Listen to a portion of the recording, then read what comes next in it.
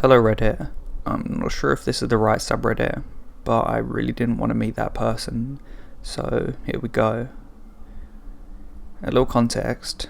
My dad and I live together in our own multi-family home in Germany. My dad has a serious lung condition. His lungs produce and trap excessive amounts of mucus. The trapped amount is huge and keeps lungs from working correctly. It's pretty normal that he has to be picked up by an ambulance every 2 to 3 weeks because he can't breathe anymore. Last week, it was that time of the month. He couldn't breathe. I called an ambulance. He was brought to the closest hospital. Pretty normal for me because this happened at least 10 times in the last 6 months. So I went to bed after he got picked up on a Tuesday. I went to work the next morning and got a text from him that he has to stay for at least 2 more days, approximately Friday. Wednesday evening, I got home from work and played a match of Rogue Company when someone suddenly rang the doorbell. That's unusual because we never have unannounced visitors. I walked to the door and was about to press the door buzzer to open the main door when I heard, I believe, more than one voice directly in front of my door, so that someone just got past the main door. Weird. I asked in German, "Hello, who is it?" Silence for 3 seconds. Then a person who sounds like my father, but at the same time doesn't sound like my father, answers, "Mika, it's me. I forgot my keys. Open the door." I thought, okay, in that case, wait a minute. My dad never called me Mika, only Mickey, and there was that sarcastic tone in the voice. I didn't trust the situation. I called my father on his phone. If the person in front of my door was my father, his phone should ring, right? Right, it didn't. Big whoop. My father answered, and as I suspected, he was still in the hospital. Meanwhile, the 2 people on the other side of the door heard my phone call and started kicking my door. "Let me in, Mika. It's your daddy. Let me in." Thank God that door's reinforced. After I threatened them with calling the police and having a big ass knife in my hand, they left. I heard their footsteps running down the staircase. I rushed to the window facing the street to check if I can see a car or a license plate. Nothing. Just a few footsteps in the distance. They never came back. What's weird is they knew my name and that my father wasn't home despite his car standing in the driveway. Shit was hitting the fan when a buddy reported something similar. We called the police. Investigation in process.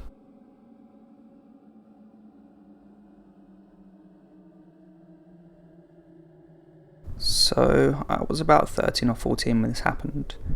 I had been in a really dark place mentally, and I met this guy through Tumblr. He told me his name was John, and he thought I was really pretty, and ran a cool Tumblr. He used pictures of this super generic emo guy, and my teen heart was hooked. We'd talk for days and nights, and at one point, I told him the town I lived in. Because my parents worked late, I'd get home from school and usually be by myself at home. And I'd sit in the living room, which had this big window facing the street.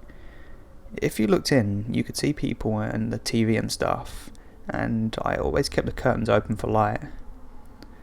So about 2 weeks after John and I were talking, I'd noticed this white sedan drive slowly past my house at least once a day, usually right after I got home from school. I also noticed that whenever I was watching something and texting John, he'd find a way to bring the show into conversation. I didn't think much of it at first, because usually it was shows I reblogged on my page before. That was until I started watching Pretty Little Liars on ABC Family. I hadn't posted or reblogged anything about the show, and then John started bringing it up, and I thought it was really weird. When I asked him about it, he said I just seemed like the type of girl who watched it, so I dropped the issue. Fast forward 2 weeks, and I'm with some friends at a nearby park. I wasn't having a good day, so we decided to hang out and do photo shoots or whatever. So we're walking around, and I turn my head and boom, there's a white sedan. Except it's closer, and I can see the person in it. It's this older guy, maybe in his 20s, just watching us.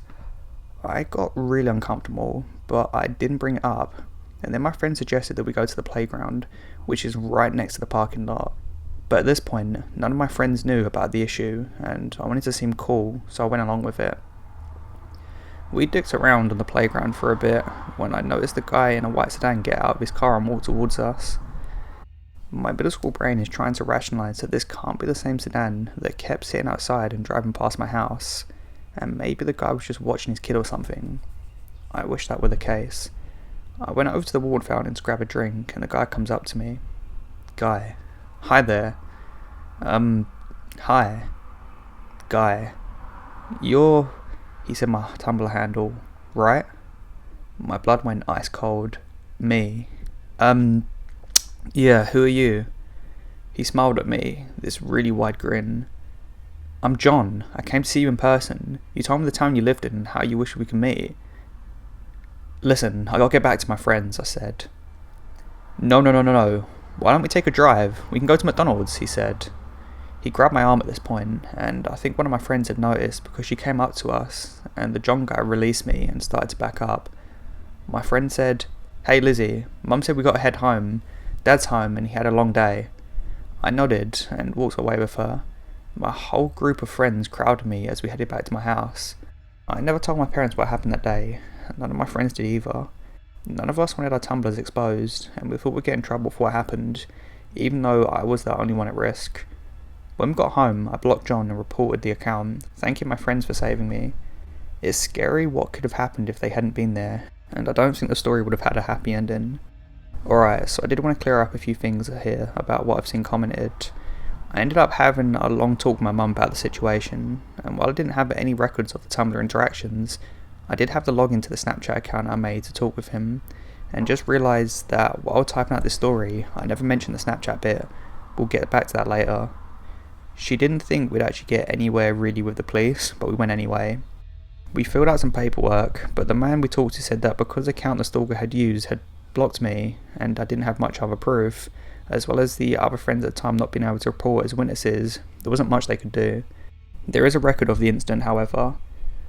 I posted this mid-breakdown because I had a flashback to the event and had to get it out, and forgot to mention the Snapchat interactions. It was mostly the same as the Tumblr interactions, except I didn't hide my location on Snapchat. It showed my town, street name, etc. That's why the stalker was able to come so close to me so quickly. All of my information was pretty much out there for the taking.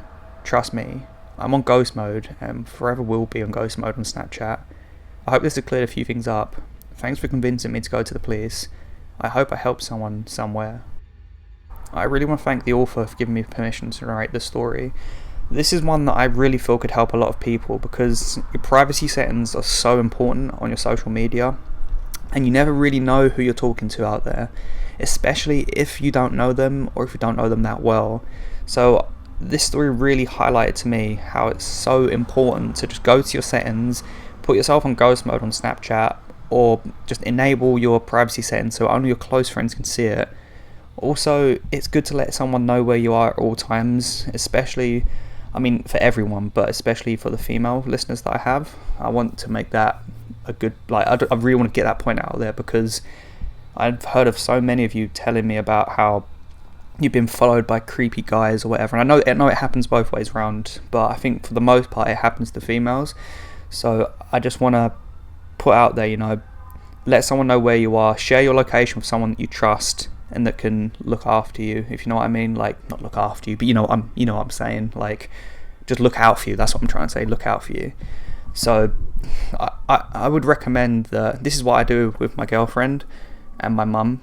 So I've got this app, I think it's called Life 360, and basically you can share your location with someone and have a little circle so you can see where they are, how fast they're going, how much charge they've got on their phone, so at least if anything happens, you don't get a reply, you know where they are. So I'd recommend that you guys get that. I think it's better than Find My Friends on iPhone, but this is something I really think is a good thing to download. Just let people know where you are, male and female, especially if you're going out somewhere, if you're going to a rough part of town or whatever, let people know where you are. So I want to say thank you to the person who let me narrate this story. I really appreciate it. It was from Thatsacoolleaf. Thatsacoolleaf. That wasn't the best way to say it, but yeah. Thank you very much for letting me narrate your story, and I really think it puts across a good message. So make sure you guys go and keep yourself safe and put your safety and security settings on. Anyway, on to the next story.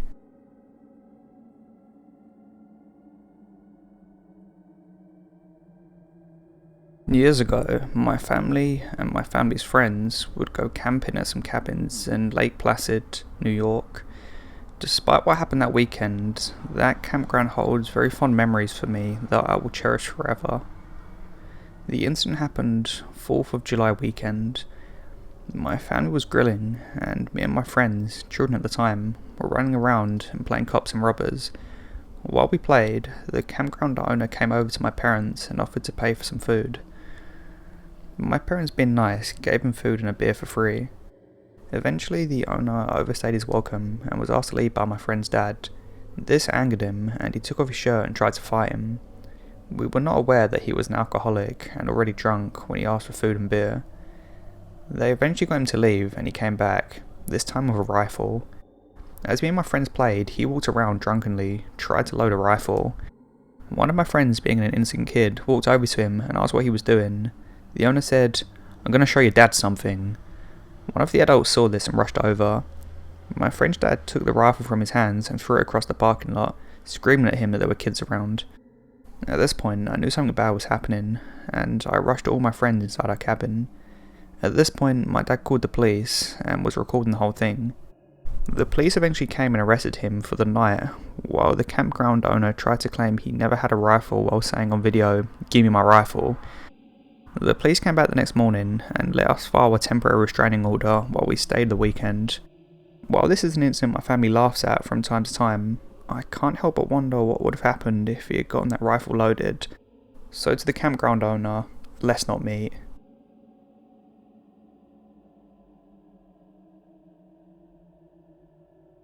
So, my fiance and I have been on the lookout for a kitten to accompany our 3-month-old kitten we have already. We searched and searched until one day he said to me, "Let's look on Craigslist." So I did. We found the perfect one, but the only problem was it was 2 hours and 30 minutes away from our home. I inquired about it at around 10:30 PM. I know it was late, but I almost immediately got a response. She sounded very nice over text and asked to see where I live so that she would feel settled about the kitten living with us. She also insisted on going to their house. I know, I should just dropped it. At the time, I thought nothing of it. So I sent them a video. We set up a time for the next day to meet. The next day came. I wasn't going to take my fiance, but he insisted on coming with me because he wanted to be my protection, because Craigslist is sketchy. So we drove 2 hours and 30 minutes on our way there. As we were on our way, I was texting this girl that we would get there on time, and she responded, "Great, see you then." We arrived to the home, me in the driver's seat and my fiance in the passenger seat with the window down. I texted the girl and got no response. I called and got no response. I ended up calling 5 times and texting in the course of an hour, and no response. I went up to the house and knocked on the door. Nothing. There was a car in the driveway, but no response from the number or the door. We got there at 6:30 and waited until almost 8. Nothing. The neighbour came out asking what was wrong. I said I'm here since I inquired about a kitten, and she said, "A kitten?" I said, "Yeah, it was an ad on Craigslist." She said, "No one has kittens in this home though." I showed her the ad, and she said, "Oh, I know them. They're very sketchy people, and they don't even own any cats. I just helped them move their furniture yesterday." So I said, "Well, on the ad it says they have to get rid of their kittens since a new place doesn't allow pets." So the neighbour said, "That's impossible, I have a dog, and so does the neighbour the next door over." I immediately found this creepy, and assumed the neighbour was also in on something since it was too creepy and I was feeling anxious. I thanked her and left along with my fiance. Literally immediately when we pulled out of the street, I got a text from the girl saying, "I'm just now getting your messages, something must be wrong with my phone. Did you still want the kitten or no?" I didn't answer, and we headed back home. What I don't understand is, they didn't get any money from me, but they asked me to show up not knowing my fiance would be with me. I had a bad feeling about it. What did they want from me?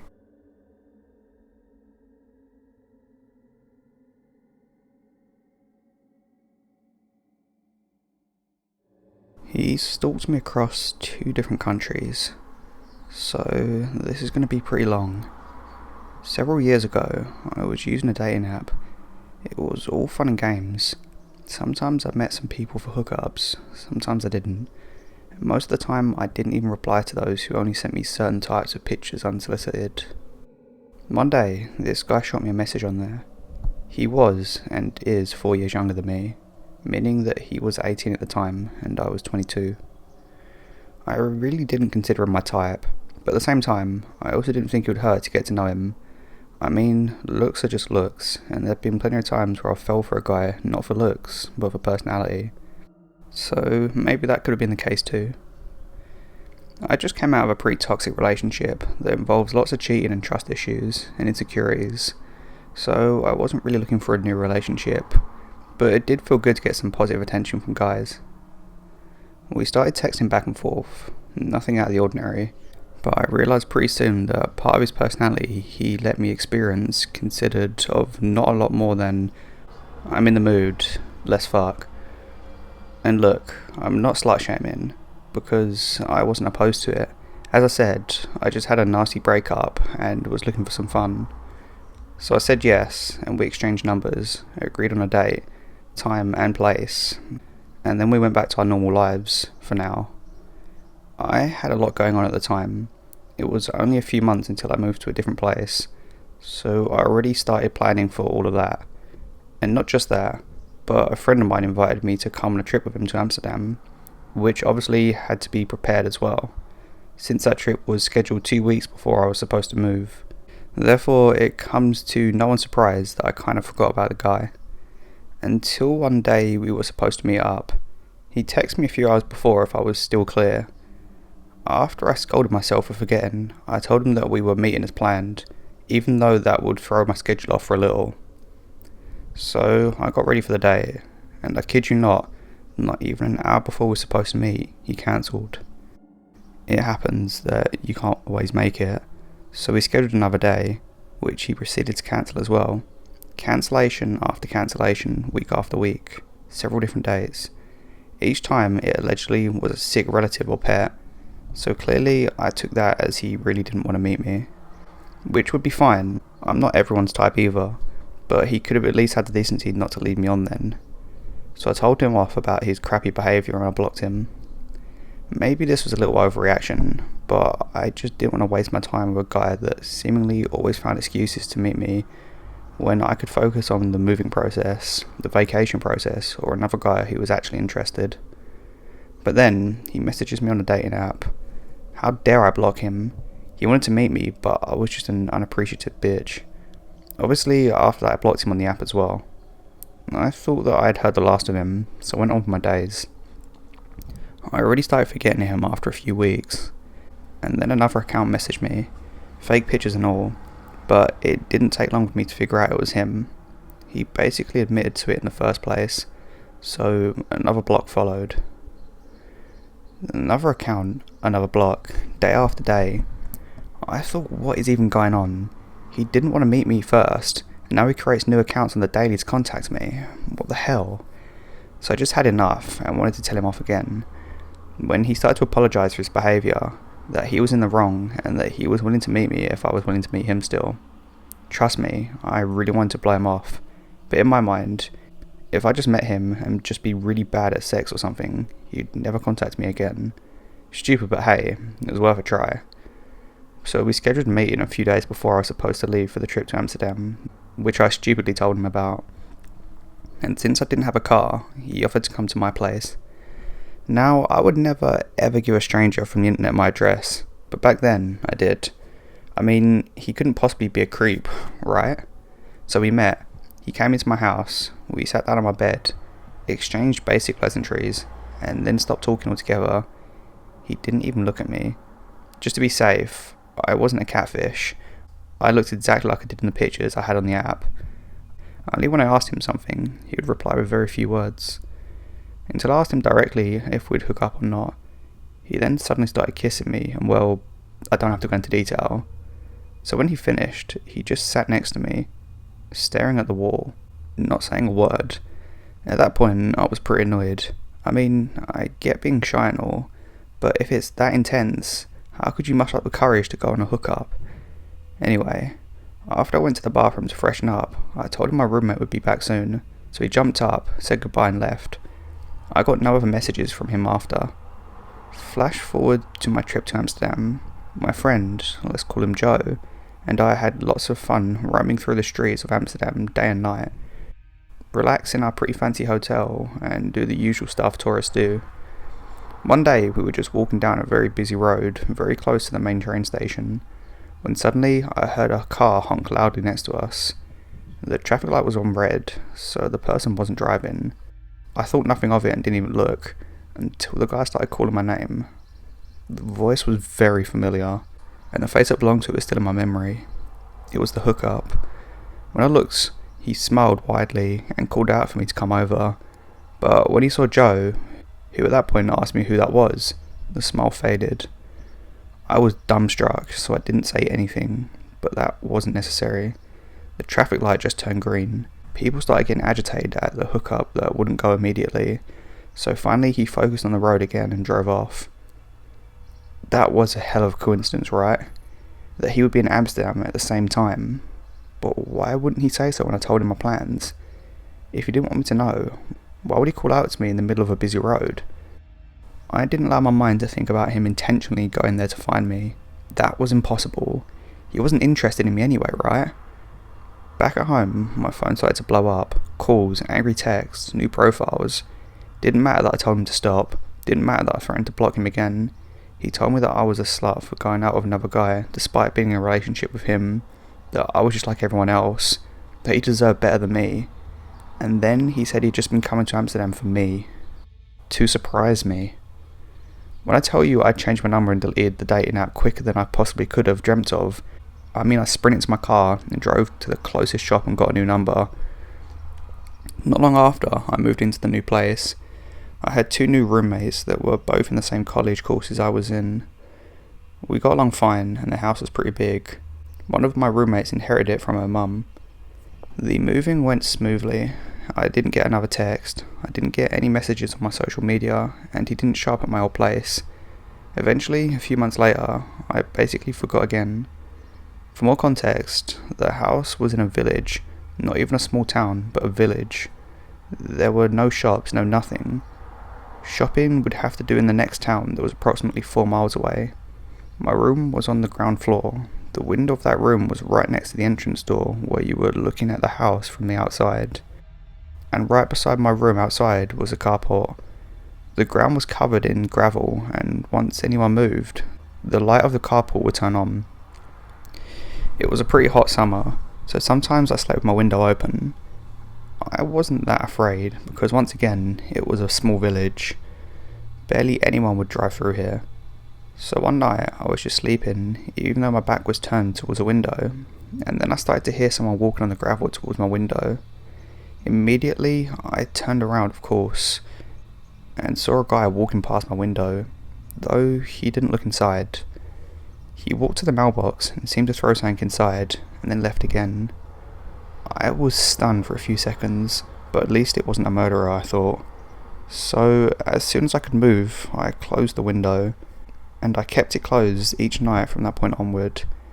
And this actually happened a few nights, that someone walked to our mailbox in the middle of the night, but nothing was ever inside, at least that I knew of. It was weird, but maybe it was one of my roommates that were receiving something personal that they didn't want to share. Cut to a few nights later, I was minding my own business, when I suddenly heard some gravel again. My roommate had just gone to bed about half an hour ago, and I didn't hear anyone leave, so I thought it was just the mailbox guy. But this time, he didn't walk to the mailbox. He just walked to the carport. I know that because the light turned on. Immediately, I text my roommate about a guy in our carport. One of my roommates, Sarah, who had a room across the hallway from mine, while Mary, the other roommate, had hers upstairs, texts back into the group chat that we'd meet up with weapons at the bottom of the stairs to investigate. I grabbed a scissor I had in my room and went to our meeting point. Turns out my weapons were the most useful, since Mary came downstairs with a ukulele, and Sarah thought an empty plastic bottle would suffice. After laughing at the absurdity of our weapons of choice, we started getting back in serious mode, going to the side door that led to the carport. Sarah looked through the window of said door, but didn't see anyone. The light was turned off too. Just in that moment, we heard someone tampering with our mailbox again. I'm not gonna lie, I probably peed my pants a little bit. Immediately, we ran to the front door, opened it and looked outside, but there was no one. At least no one that I could see. After we looked in the mailbox, which was empty of course, we went back inside. Not even 2 minutes later, I got a text from an unknown number saying how cute I looked in my nightgown, that no makeup even made me look prettier. He hoped that I'd come down alone so we could have some fun together like before I moved, but he was sad to find 2 other people with me. Needless to say, none of us slept that night. The police were called immediately and did a sweep, but no one was found on the property. He didn't exactly say it, but I know it was that guy, so I filed a report the next day. Nothing really happened with it, but since nothing else happened like that, I thought he got the message when we called the police. Sometimes I still get messages from an unknown number, but they're pretty harmless and don't really bother any further when I ignore them. But the fear in the back of my mind that one day he could be back stays, of course. In the meantime, I took up self-defense classes. So, dear stalker, we better never meet again.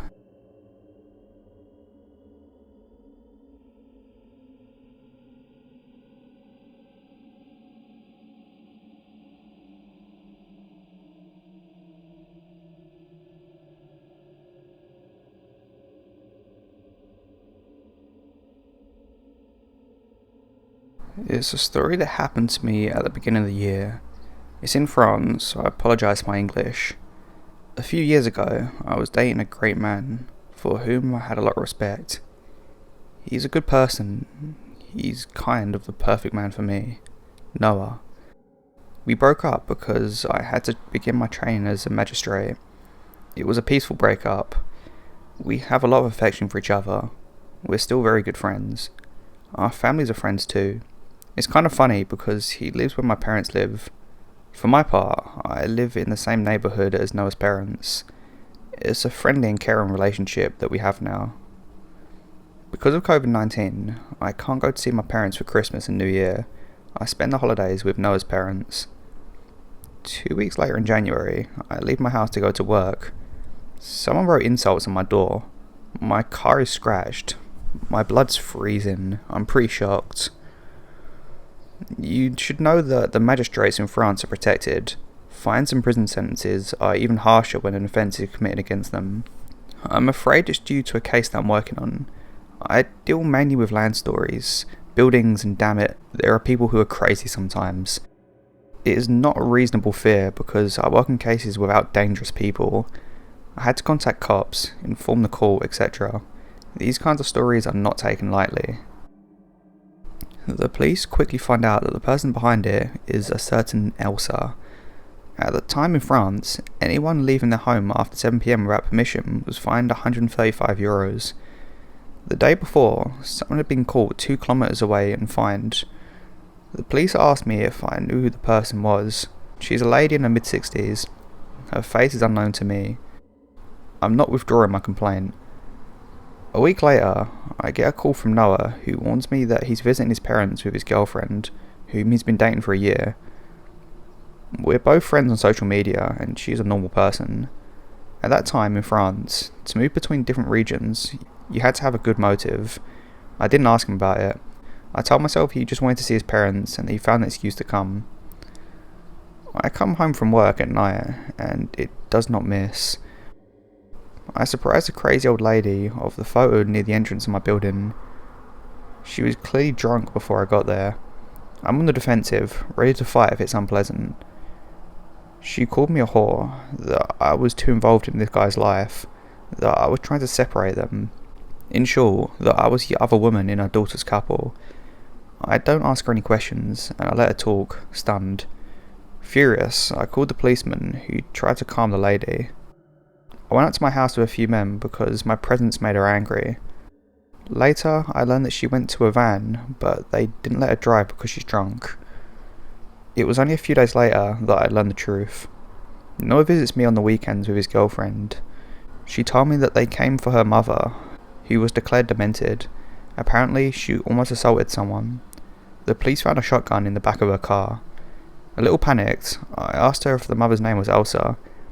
The police and doctors thought she was just crazy, and that she just wanted to attack me for no reason, but Noah's girlfriend explained that it was because I'd spent Christmas with her boyfriend's parents, when she couldn't do it. Her mother had taken the news very badly, and she was afraid that her daughter would lose her boyfriend. I'd rather laugh about it than cry. The mother is on treatment. I withdrew my complaint. I think about this story now because I learned that Noah and his girlfriend are expecting a baby. What a funny story.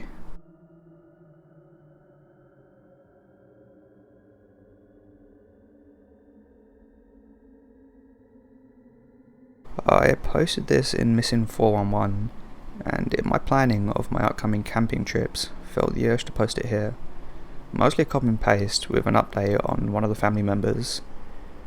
This may be a ramble of thoughts, but after recently stumbling across this sub, I finally felt a place I could offer something that my family and I experienced a few years ago, that to this day gives me a shiver.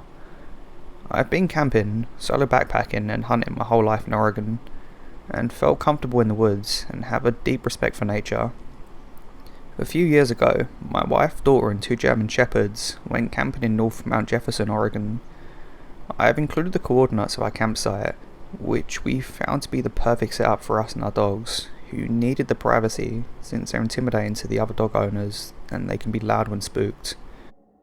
It was not an established campsite, just a nice horseshoe off the USFS road that had flat ground full of trees and a fire pit. The first night, my daughter wanted to sleep by herself in a 2-man tent right next to ours. It was maybe 2 feet away from me and my wife's tent. We made the male German Shepherd sleep, Guts is his name, with her in the tent. That whole first night, neither my wife or I could sleep. We both heard footsteps, and they were heavy, not like typical forest critters scampering around the night. I was well armed because I was paranoid from reading recently before departing about a dad in California who was shot and killed in a tent next to his 2 infant daughters. Needless to say, both my wife and I had 2 pistols and a rifle with me. The dogs are great at detection, and that's why I thought my daughter could sleep alone, because Guts is completely fearless and nothing would lay a hand on her without having to battle to the death. All in all, nothing but bad vibes and loud footsteps occurred that night, which I ultimately decided was a deer or maybe some elk. Day 2, morning. We go for a walk down the road and maybe 300 feet away see a circle area in the photo. I see an abandoned road where a rusted gate was missing, was covered in vegetation. Something blue of colour caught my eye, and Guts immediately takes off running down the abandoned road. My heart begins to race, because I think it's another family camping like us, and he's going to get himself shot, or scare some innocent people to death. So I chase after him as fast as I can, and the rest follow. He stops after 20 feet into the road, and me yelling his name, but I have covered just enough distance to see that no one's there, and something is off about the sight. I yell, "Hello, is anyone there? Sorry about the dog." But I get no response. My curiosity gets the best of me, and I have to see what the site conditions are. As I get closer, I know something's wrong. It has all the necessities for a campsite, including a cooler, propane burner, tent, blankets, folding table, but every single item has been completely destroyed, smashed and torn from what appear to be claw marks. We all walk around in circles puzzled why anyone would leave their camping gear behind, including an expensive REI tent. I figured, well, someone left in a hurry and animals got to the rest is the only logical explanation. Still, a propane tank and cooler were flattened by something, and it certainly wasn't snowpack with tree coverage in that spot. As the afternoon rolls in, me and my daughter are playing broke ball at the campsite, and my wife goes walking maybe 70 feet north to do her business. I do not have any direct line of sight on her, but all of a sudden I see Guts make a mad dash straight towards her. Normally he would be with me, unless he's called over and she didn't call for him.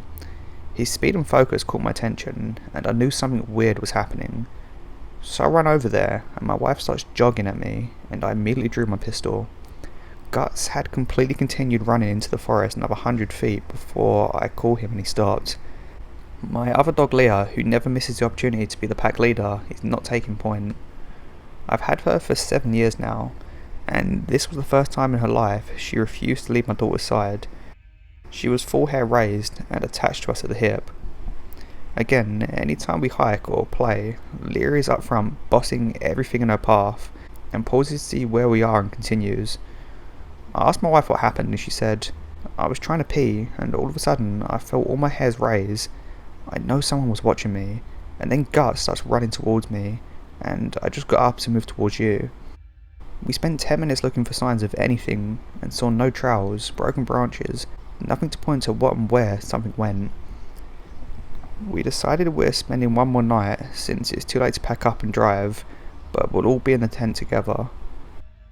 Before we go to bed, I put a rope with a makeshift coin alarm around the perimeter of our campsite. I used a mint can and some coins and keys from our truck and zip tied it so anything hitting the rope would give it a little jingle. Very unsophisticated, but it put my wife at ease. As I go to tie the last corner off the tree near our tent, our third mystery item unveils itself. It looks like someone has done the exact same thing I have done with the rope that was so old and brown that I didn't see it at first. It was broken and only a few pieces remained, but sure enough it was tied at roughly the same height, 8 to 10 inches off the ground, and even had a few rusted washers on it. I immediately thought someone had stayed here before and put the same makeshift warning system on the same tree as I am, maybe 10 to 15 years ago based on the type of condition of the rope. Perhaps my paranoia had now just reached a new height, but I had to make sure the girls felt we were safe. And at the time, the only thing I could think of when the evening came around, I made them sit in the truck and I fired my clip of 45s into the dirt as a signal to whatever was out there that we were armed. I reassured the girls that anyone listening to that now knows that we have 2 wolves and are armed, and we are too risky of a target so we can sleep safely. That night we heard no footsteps and the dogs never perked up and barked. We left early the next morning. Fast forward to today and I watched the Amazon Missing 411 documentary, and I noticed the cluster smack dab close to where we camped that weekend, and a flood of dread washes over me as I think of that mysterious abandoned campsite with the ripped tent and smashed cooler and cooktop. We've been camping since and have enjoyed the beauty of NW, but there was something there at that place that possibly took or harmed someone else less than 300 feet away from where we camped, and we all thank our lucky stars Guts was doing his thing so well that afternoon. Update from the original posting. Guts is no longer with us. He had journeyed into the next phase, and there isn't a day that goes by that I don't think about him and how he saved us. He's a warrior, and his new brother Geronimo has his spirit. I want to say a big thank you to Rep143 for allowing me to narrate his story. I really appreciate it.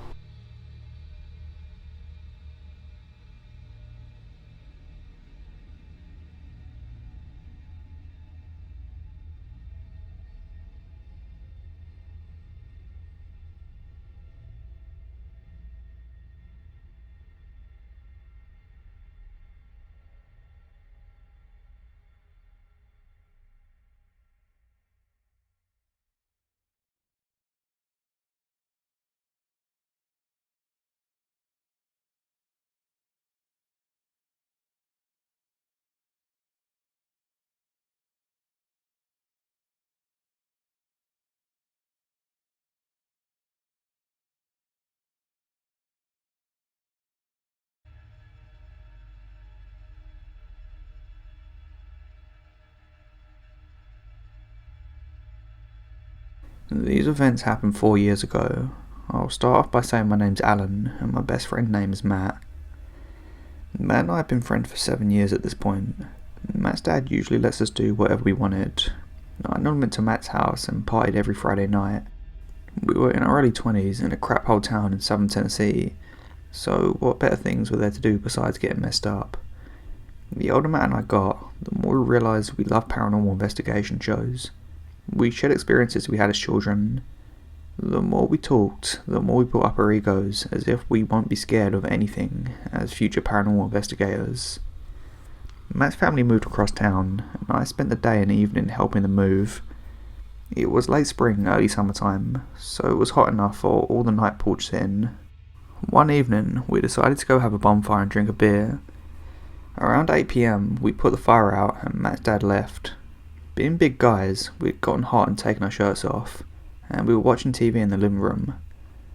We heard Matt's dog Sparky barking towards the back of the house. Sparky would bark at anything, so we were like whatever. And the barking got louder and more fear-based. We found Sparky in the bathroom barking, at the toilet. "My dumbass dog," Matt said. Matt went back to the living room and I followed. The barking continued to get louder and angrier with fear. I asked Matt what on earth could he be barking at. We found him a few feet off the back door, snarling at the door. We got a bit concerned, thought maybe this is something. I asked Matt if his dad knew anything about the house. He said no, but I had brought my camera, so he cracked a smile and said, "Let's investigate." We went through the house, doing everything that we'd seen on the ghost shows on TV. We got nothing in the house. I said, "Sparky was barking at the back, let's go out back." We took our belts off and held them, like there'd be some sort of defense weapon. When presented with a real life situation, those egos we had shriveled up like raisins. I told him to take the back corner of the house, and cover me as I ran to the unattached shed's back wall. It was about midnight, and the small backyard connected with the woods, so it was pitch black dark. I'd gotten ballsy, so I started imitating the famous ghost hunter Zach. "If you have any balls, show yourself," I shouted, and then proceeded to say, "Don't be a pussy." So no sooner than those words came out of my lips, I felt a presence come upon me. It hit me with a force hard enough to knock my 6'4", 300 pounds ass back 10 feet. At this point, Matt had already taken off running. I jump up and look behind me. I saw the outline of a dark entity, at least my height, with glowing yellow eyes looking at me out of the tree line. I was frozen as we made eye contact. It was as if he was trying to eat me through my eyes. I snapped out of my frozen state when I heard Matt shout, "Bro, run!" I hopped to my feet as it glided towards me, and ran for the front door. I rounded the porch so fast that I had to grab the porch support post to spin up on the porch. We hid in Matt's room until his dad returned home. We told his dad what happened, and he went on to tell us about the previous tenant in the land. We had recently found out that not only did the guy that lived here before die in the back room, but also practiced weird rituals on the land. We made it through the night, but I never again felt comfortable there. It was as if I was being watched like a hunter watching his prey. They moved again not long afterwards, and I always try to avoid that road the house is on.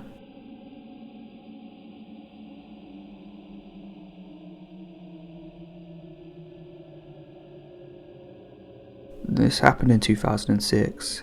I was around 12 years old at the time. Well, at the time, my grandparents used to live in a small house beside a big lake called Lagoa do Morai, in the countryside of Santa Catarina, Brazil. My cousins and I used to spend days, sometimes weeks in their house, specifically during our school vacations. It was funny and a cool place to stay. The house had an enormous plot of land where we used to play soccer and do kid stuff, and a private pier at the end of it, from where we would all jump into a lake during the hot Brazilian summer days.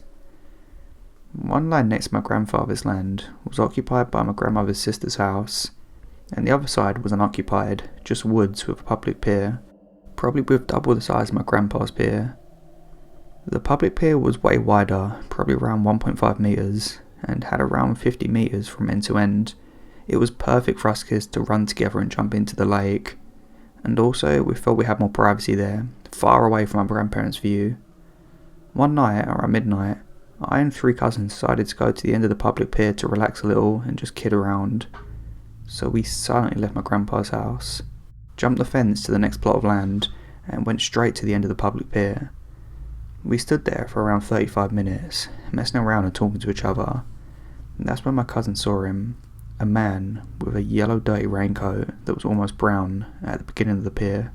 We just stood there, silently staring at him and at each other. That's when he started slowly walking towards the end of the pier, but at that time, there was no light pole at the beginning of the pier, just at the end of it, because that was where the fishermen would stand to do their business.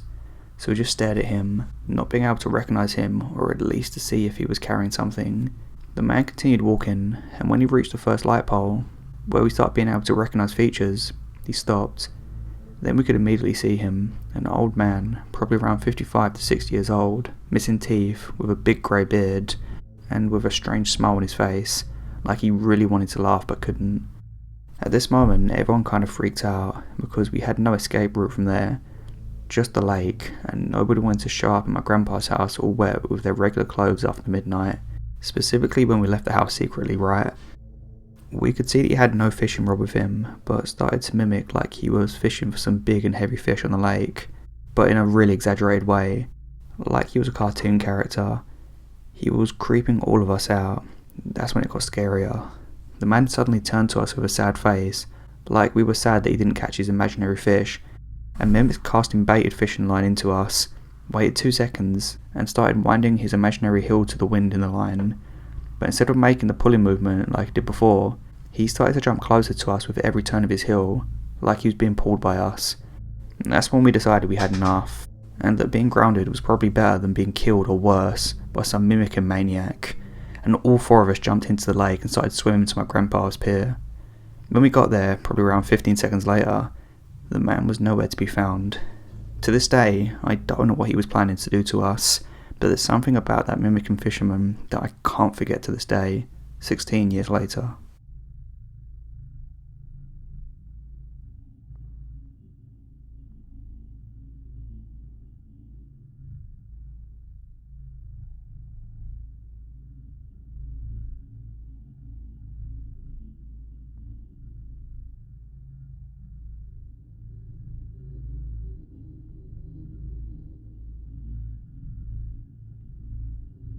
I was around 9 when this happened, so 4 years ago. My parents had wanted me to start being more independent and going places by myself because my mum was about to start working full time, so I'd need to take my little sister home. So my mum had an idea which seemed safe. Only a few roads away, there was a corner shop. It wasn't anything special, just sweets, chocolate, newspapers, the average. And it was a 5-minute walk. Literally, I'd go up the road of houses, then along a main road opposite a park, and then I'd cross the road and I was there. And it was in the summer on a Saturday. Loads of people were there, so my mum sent me with some money to go there and get a newspaper for her whilst I was there. So I did. Whilst I was walking across the main road, I noticed a man from the other side. He looked, in a way, very ordinary. He had a dark grey suit on and small glasses, probably around 5'5", but the most noticeable thing was he had a camera with him. Not like a disposable one, a full-on camera like you'd record a YouTube video with.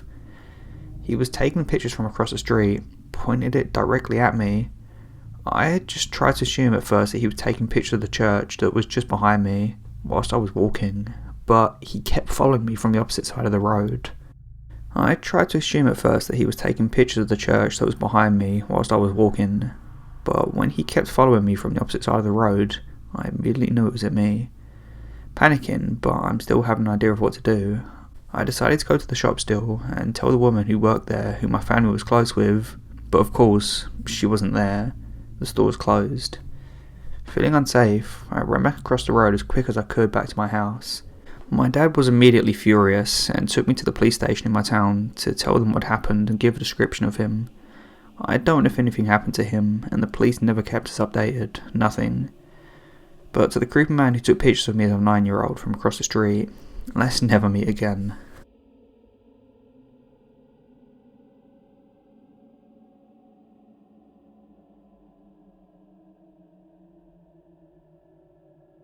So, I used to work as a personal trainer at a very familiar gym in my city to help pay for college. The neighbourhood this gym was located in has 2 gyms across the street, so we would have a lot of clients changing from place to place. I worked the night shift since I was out of class at about 6 PM and worked from 6:30 PM to 10:30 PM. Usually a lot of guys would go for experimental classes at night, and I was known for working with the bodybuilders.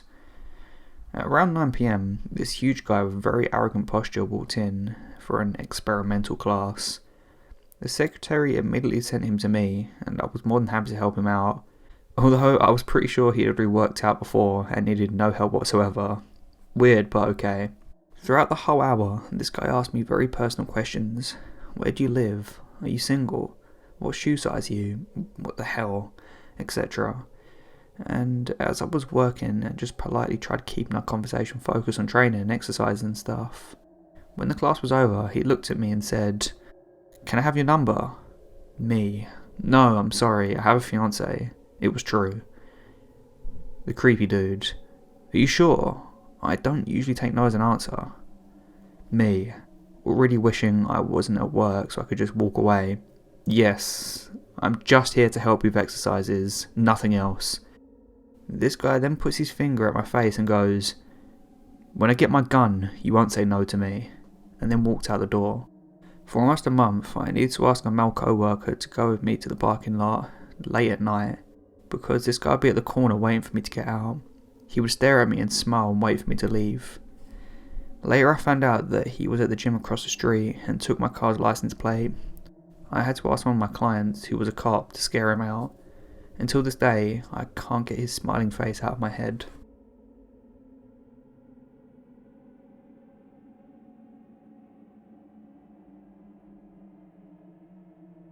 Update. We went back and found a tape marking on one of the trees, a very small hideout, more to store things and to sit in, as well as some cut off parts of a backpack. First post here. This happened about an hour ago, so my memory is fresh. First off, I'm living in a very rural small village with maybe 10 or 15 houses, but close to the highway. You can drive there within maybe 5 minutes, and also about 10 minutes away from the town. If you cross the street, it takes you about a 10-minute walk to reach the forest. First Christmas Day. In the afternoon, my partner and I decided to go for a little digestive walk as we were really stuffed from all the food. It was about 5 o'clock and already dark when we left, and we had a big bright LED flashlight with us. I also took my camera and my flash, as I love taking pictures of nature at night. We decided to walk on a little country road towards the forest and then turn right, following a small gravelled cycle track close to the forest border, which connects our village to the next, maybe 15 or 20 minutes walk between the villages. In the middle part of the track, you have to walk through a small bit of forest. It's rather dark and the trees are very high and quite dense.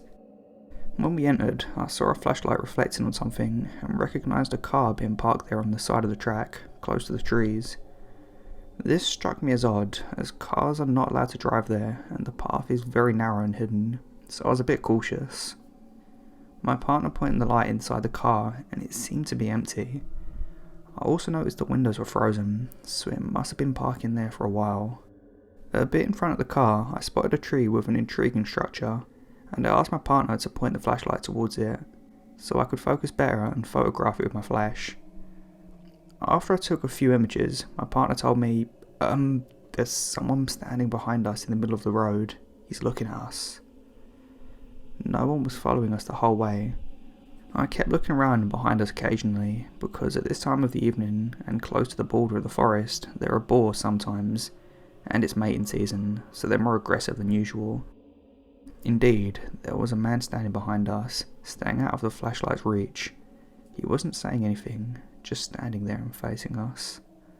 At first I thought he might be startled, as it may seem a bit weird if someone's just taking photos around your car.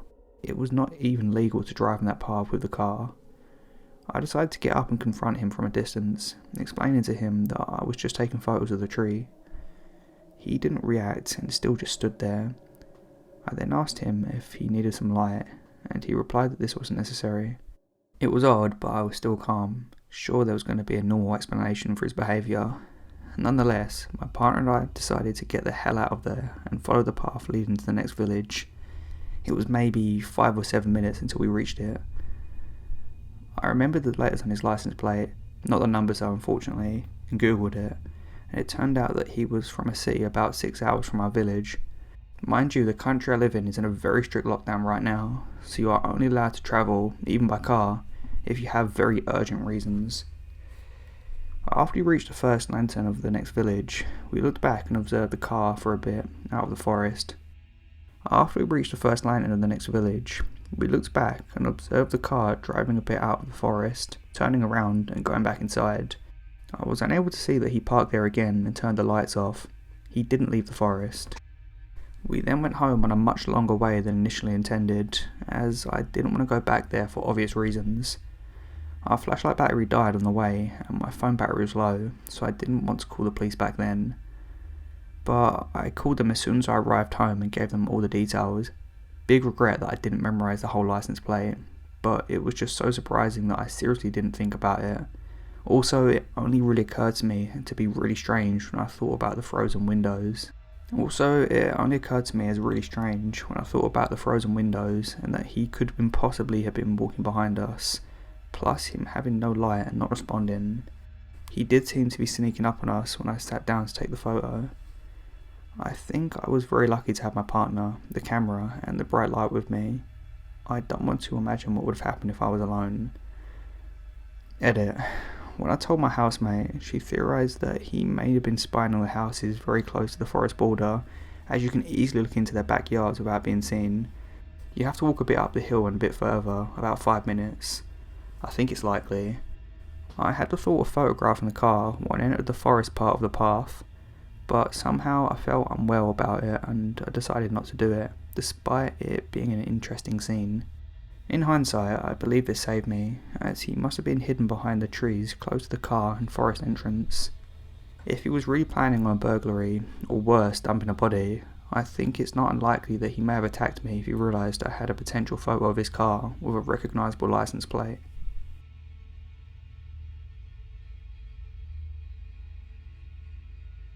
This happened when I was 13. I'm a girl, and in the 8th grade, and the middle school I went to was about a 15-minute walk, so not very far.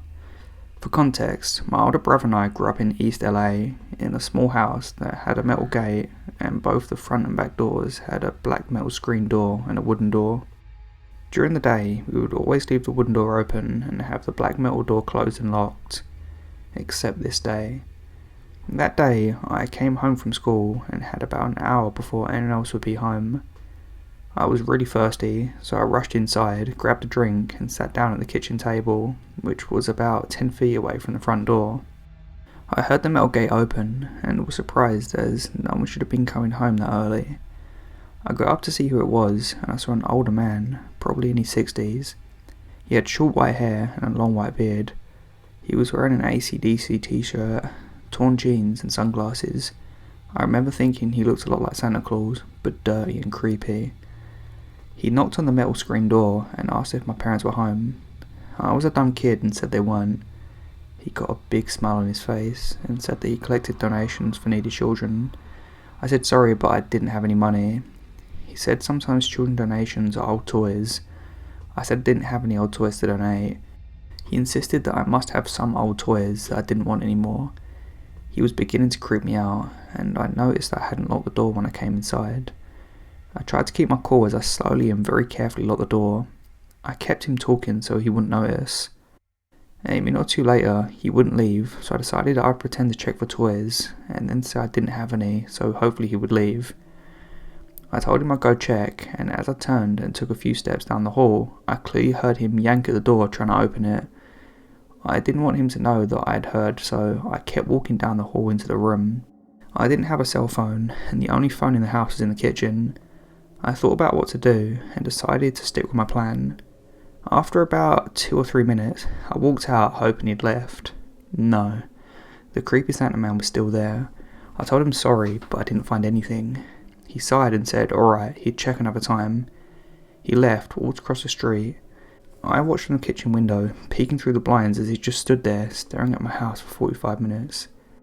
My brother and a few of his friends finally came walking down the street. As my brother came inside and his friends kept walking down the street, the man walked around the corner and disappeared. I told my brother what happened, and he walked outside to look, but creepy Santa man was long gone. When my mum came home and we told her what happened, she called the police, but they said to call back if he ever showed up again. Thankfully, he never did.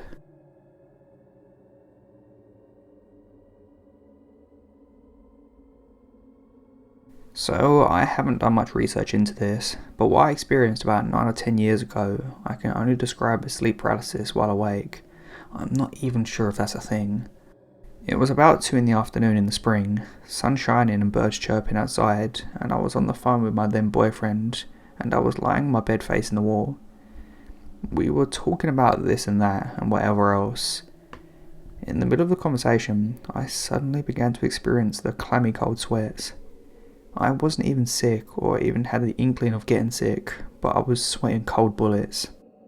I brushed it off as the change in the climate or whatever. Not even a moment later, I was feeling the most immense presence behind me. Like, you know how sometimes you feel someone's watching you? Multiply that by 1,000 and you have someone standing directly behind you and over you. I couldn't move, I couldn't breathe, I was terrified. Whatever was behind me was not my friend, and it was there to do harm. I felt my chest suddenly explode with immense cold, like whatever it was had reached into my body through my back and was squeezing my heart and lungs. I have no idea how long this went on for, and I was only briefly brought back to the fact that my boyfriend was yelling over the phone asking what was wrong. I was sobbing and whimpering, and I didn't even realise it. I had managed to wheeze out that something was here and I couldn't breathe. What was strange is that he didn't even question what I meant and didn't even skip a beat before telling me to say a prayer. Any prayer, so I did. I started squeaking out the Lord's Prayer as best I could, and in that instant I felt the coldness leave my chest, and I let out the biggest breath of air I've ever taken. Like I'd been held underwater for way too long and finally made it to the surface. I found myself unable to move, and I turned around to find nothing. Not even a feeling of an evil presence. I have no idea what it wanted with me, or why it was trying to harm me. I've never experienced a moment like that again, at least not with an evil presence, and I don't care to. So demon or whatever you are, please let's never meet again.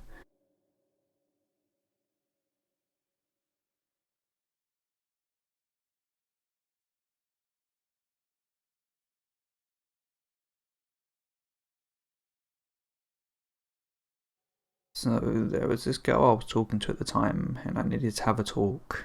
Yeah, that one. And we decided that we would go to our local college town statue to do so.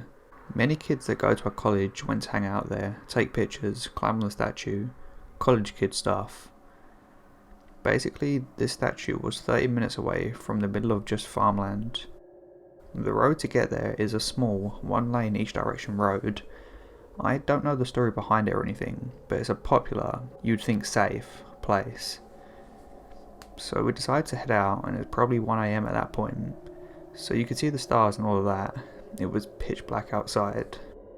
When we got there, I got a really creepy feeling, but we wanted to take a look at the statue, so we got out of the car anyway and proceeded to walk to the statue. About a 5-minute walk from the gravel parking spot. We take a look and decided to get back in my car because it was dark and cold outside.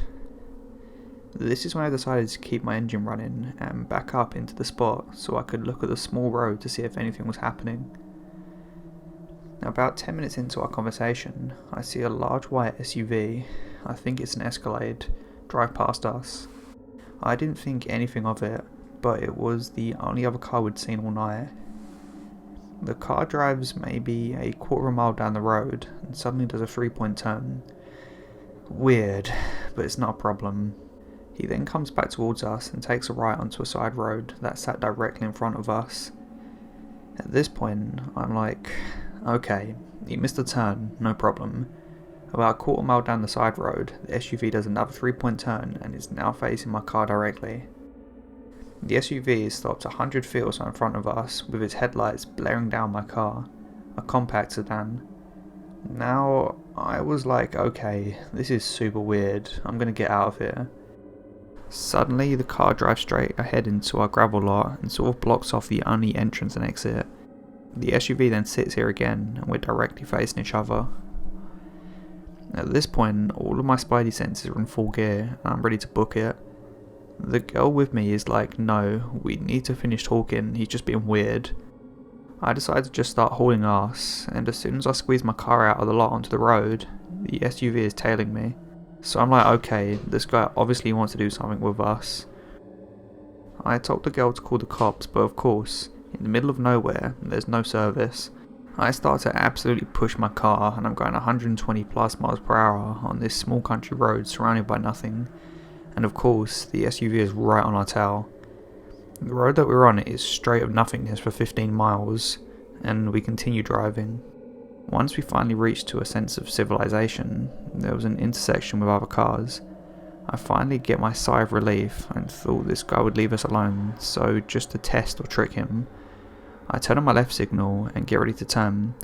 I turn my wheel enough so that it looks like I was going to turn, and then I put my entire weight on my gas and went straight. He followed me exactly, with the turn signal, turning, accelerating, everything. A couple of miles later, we finally get reception and call the police. As we're on the phone with them, there is a brightly lit gas station, one of those big ones like Quick Trip or Racetrack, and we turn into that because if this guy is going to kill or kidnap us, he's going to have to do it where other people can see. As soon as I turn into that gas station, he books it and hauls ass wherever the hell he was going. We gave a description of what happened to us to the dispatcher and continued on our conversation. To this day, I don't know what the person wanted or what their objective was, but I'm glad I didn't find out.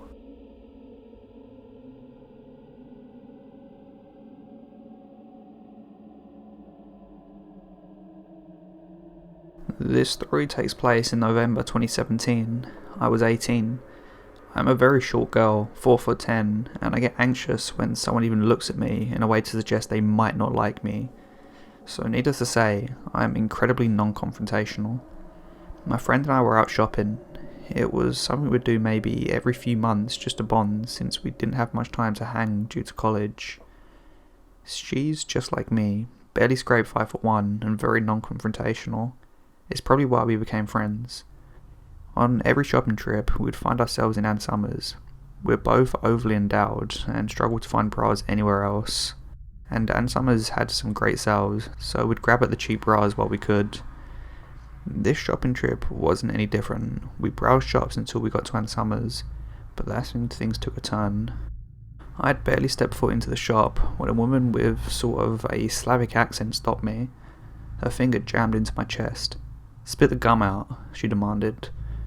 Assuming she was an employee, I gave a very sheepish, "I'm really sorry," and ran out of the shop and spat my gum out and threw it away. When I went back in, I realised that this woman was not an employee. She was a customer who was browsing and happened to be near the door when my friend and I entered the shop. It should have been obvious to me at the time. No salesperson would ever have been like that. Not one that wanted to keep their job anyway. But I kept my head down, and when I walked past her, holding my breath in hopes that she wouldn't notice me again, she didn't, and I thought I was in the clear. My friend and I browsed the shop, trying to avoid the woman, but the shop wasn't very big, probably only 15 feet by about 18 feet, so eventually I ended up at the sales stand by the door where she had been stood. I tried to keep my distance while browsing. I was looking at the price tags, but realised I didn't know what the discount was, so I leaned over slightly to check the discount sign. It is important to note that this woman had a pushchair, which is a stroller for the Americans. You'd think that maybe she had a child in this pushchair, but no, it was full of plastic carrier bags. I didn't look too much at it, but I could tell that everything in there was double bagged and tied shut. Whatever was in those bags she wanted to protect. This sense of protection became very relevant because when I leaned over to look at the discount sign, I was leaning slightly close to her pushchair. She was about 3 feet away, but apparently it was too close. The woman was on the other side of the chair, but the moment she saw me, she ran around it to where I was stood. She hit me in the face. It was somewhere between a slap and a punch. I couldn't quite tell because I was in shock. All I knew is that it hurt. "Watch the personal space," she hissed in my ear. I apologised to her. This woman just hit me and I apologised to her. I regret it now, but at the time I didn't want to provoke her any further. Not that I knew that I did anything to provoke her in the first place. In shock, I turned around and ran to the back area, grabbing my friend's hand and pulling her with me. The back area was separated by a tiny wall that only stretched halfway across the shop since the adult toys were stored there, and wanted to keep them out of sight from the general public. I stood there, holding my friend's hand and shaking as I whispered, "She just hit me," to my friend. We stood there for a good minute in silence. My friend was positioned in a way that she could see the rest of the store while I hid behind the wall. "She's gone," my friend told me. I let out a breath that I didn't know I was holding. "Can we stay in here a while?" I asked my friend, worried that the woman would be outside waiting for me. The front of the store was open, but she could have easily just have been a couple of feet down the road and out of sight, waiting for me to leave. My friend agreed and we slowly browsed the shop again. About 5 minutes later, we got to the counter to check out. The girl working behind the counter looked outside, then looked back at us. That woman had been in here for 30 minutes. I didn't know what to do. She told the two of us. She told me to spit out my gum when we first came in, and then she hit me because I was too close to her. I told her. She hit you? The worker was wide-eyed. If I'd known that, I would have called security. I'm so sorry. I smiled and shrugged. It's fine. It really wasn't fine, but it wasn't the worker's fault. She didn't look too much older than I did, and I wouldn't have known what to do in her situation either. Still shaken up, my friend and I made our way out the store. I looked around, but I didn't see the woman. Can we go home now? I asked my friend. We hadn't finished browsing all the shops, but I was just so paranoid we'd bump into the woman again. She agreed, and we got the bus home. When I got home, my parents encouraged me to report the incident to the police. I called an emergency line, and their answer was basically, well, what do you expect us to do about it? Unless I went back to the Ann Summers and requested the security footage, which I wasn't even sure if they actually had. They wouldn't do anything. It's been over 3 years now, and I'm sure that the woman was likely to have been homeless and or on drugs. It's the only explanation I can think of the carrier bags and their protectiveness. It was either everything she owned or drugs, or both. So, to the possibly homeless, possibly drugged up woman who hit me, I hope in the current state the world is treating you well, and you're finally getting the personal space you wanted. But let's not meet again.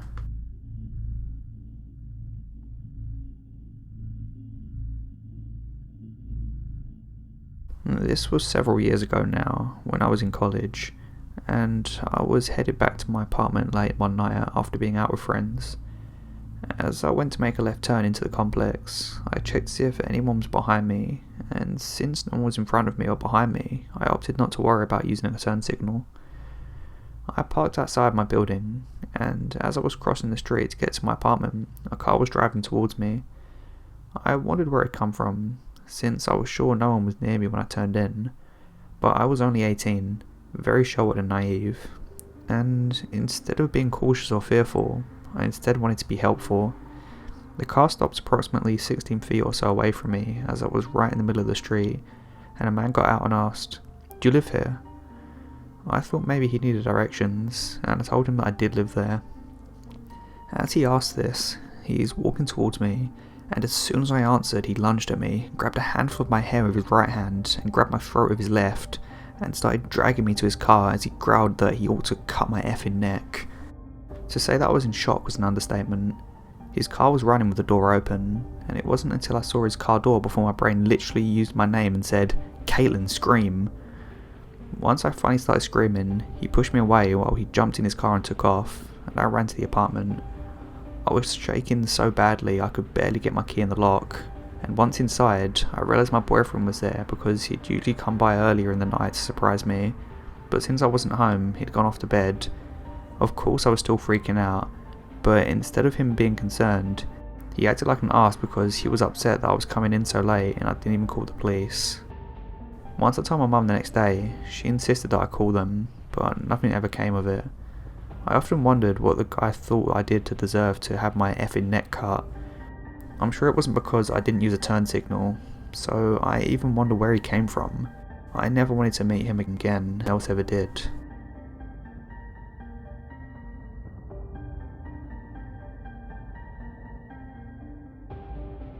Back in July 2018, me and my 3 best friends decided to go on a vacation to Barcelona. The 4 of us, all females, were 18 at the time and just finished our freshman year of college. For context, we had planned this trip for several months, but the lazy asses we are took our time before booking our flights and Airbnb. We eventually started our search in May, and if you have ever been to Barcelona, you might know that it's already pretty late if you want to find an affordable and well located summer accommodation. We ended up scrolling on several websites for days as everything was way out of our budget. One of my friends finally found this very decent studio located on the Ramblas, a very touristy neighbourhood. The condo was actually located on a narrow street that was perpendicular to the main Rambla. You had to walk about 500 metres, about 0.3 miles, until you arrived at a sketchier end of the street, where the flat was. It didn't really bother us, as the building was pretty secure. You had to open the first front door that led to the streets, Then you had to take the stairs to the second floor, where you had a second door which required another key. This second door led to 3 condos, so we had a third and final key to our personal flat. This final door didn't have any outdoor handle, which meant that if we were to leave without our keys, we would end up locked out. There was finally no outside handle on the balcony door either. You could only open the door from the inside. It might seem like a lot of details, but it's important for what comes next. The day we checked in, we're pretty excited despite our terrible exhaustment. We'd been travelling for 15 hours at that point, so we decided to go smoke a cigarette on the balcony. The balcony next to ours belonged to the next door neighbours, who were a bunch of Italian boys who we only met in that very moment. They'd been pretty loud throughout our stay, but we never thought too much of it. As last elements of context, our condo was disposed as follows. The front door led to the main room, which there was 2 of my friends were sleeping. There was a bed on the left, and at the end of the room was the living room, which also worked as a kitchen and bedroom. The sofa was foldable, where my third friend and I were sleeping. We were there for 5 nights. As the young woman that we were, our daily routine was pretty consistent.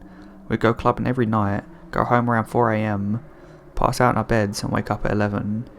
We'd then visit the city until about 7 PM and get ready to repeat. Our first 3 nights were awesome. We had made some male friends who were staying in Barcelona too, so we'd meet up with them and it was fun. Yet the 4th night was rather creepy. We'd gone home at 4 AM, screwed around with my friends for an hour until we fell asleep at about 5. Around 7:30, my friend who was sleeping with me in the room and suffers from sleep paralysis wakes up as she feels something is tickling her ankle. She opens her eyes and sees someone crouching at the end of the bed, his hand on her ankle, as if he was looking at something under the bed. At this moment, she's convinced that she's experienced sleep paralysis again, but the fear makes her sit on the bed and shout, "What the F?" which rarely happens with sleep paralysis as your muscles are often numb. The shouting wakes me up, and I see the guy too, at the end of our bed, and still half asleep I whisper, "Edward?" I think I'd been dreaming about a friend of mine and confused this guy with him. The guy gets scared, suddenly gets up and stares at us, and then tiptoes away saying, "Oops, oops, oops." He walks past the bed where my friends are dead asleep, and walks out the front door. My friend and I stayed up for a long time talking about what we just experienced, and then we woke the other girls up and told them the story. We never knew how this guy broke into our flat, and he didn't steal anything, even though we had ostentatiously left our credit cards, IDs, phones, and cash on the table. The only thing is, that night, we didn't lock the front door, but it was closed. So normally no one could open it as there was no handle, unless someone had a key. We chose not to talk to the police about it because of this, as it could have told us that we were responsible for not locking the door properly. We also chose not to tell the landlord for the same reason, but also because we didn't want it to ruin our last day there. We tried contacting the neighbours, the Italian guys, and went to their flat and knocked, but they never opened the door. Looking back at it, we should have definitely done something about it, as we shouldn't have stayed there for another minute, but we were too young, I guess. We never figured out what the guy wanted, nor what he was looking for under the bed. None of this makes sense, to be fair. Why would someone come to someone's place, uninvited, to look for something at 7:30 while the occupants are asleep? I guess we'll never know.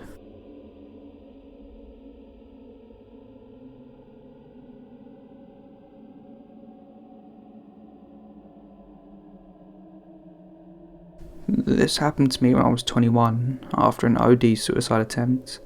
I woke up in the hospital in the middle of the night to a nurse saying he needed to replace my IV. He jabs me 2 or 3 times but doesn't hit a vein, so I ask if I could get someone else to try. He says no and keeps going. As he's doing this, he's pushing and wiggling the needles around under my skin, saying he's trying to forget the vein. By the 7th or 8th needle, it registers that he's intentionally trying to hurt me.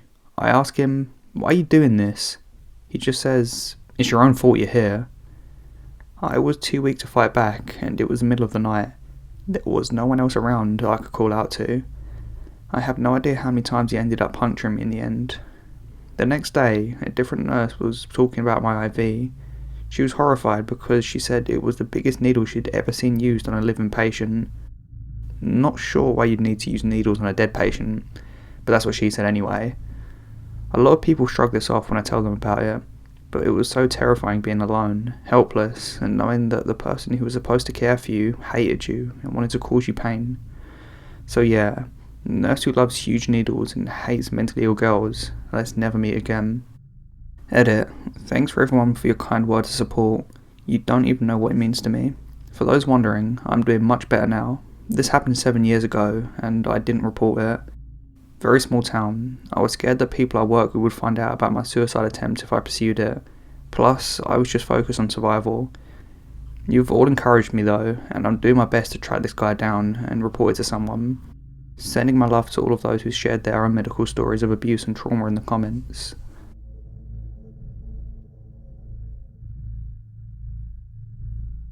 This past September, I had taken a road trip down to Myrtle Beach with my family. It was myself, my mother, my sister, her husband and their 2 kids. We had used my car and both my sister and my husband's car to transport everything and all of us. We had rented a beach house for a little over a week and had a pretty great time. I was in the middle of a difficult point in my life and struggling with employment and being in between jobs and having just started 2 new jobs fresh. I was a little low on funds and worried about making my car payments and the like, so I opted to head home 2 days early with my car so I could try and get more hours at work. My family expressed being nervous as I planned to leave after dinner and drive through the night to get home. I consoled them that I'd be okay to be up all night and I'd just head straight home and only stop for gas and food as needed. I'm an excellent driver, a tad impatient, so I tend to go until I absolutely had to stop and take a break. However, this would be a 12-hour trip and I knew I needed breaks. So I made a point to stop at every rest stop and at least get out and stretch, so I stayed awake and didn't get too sore.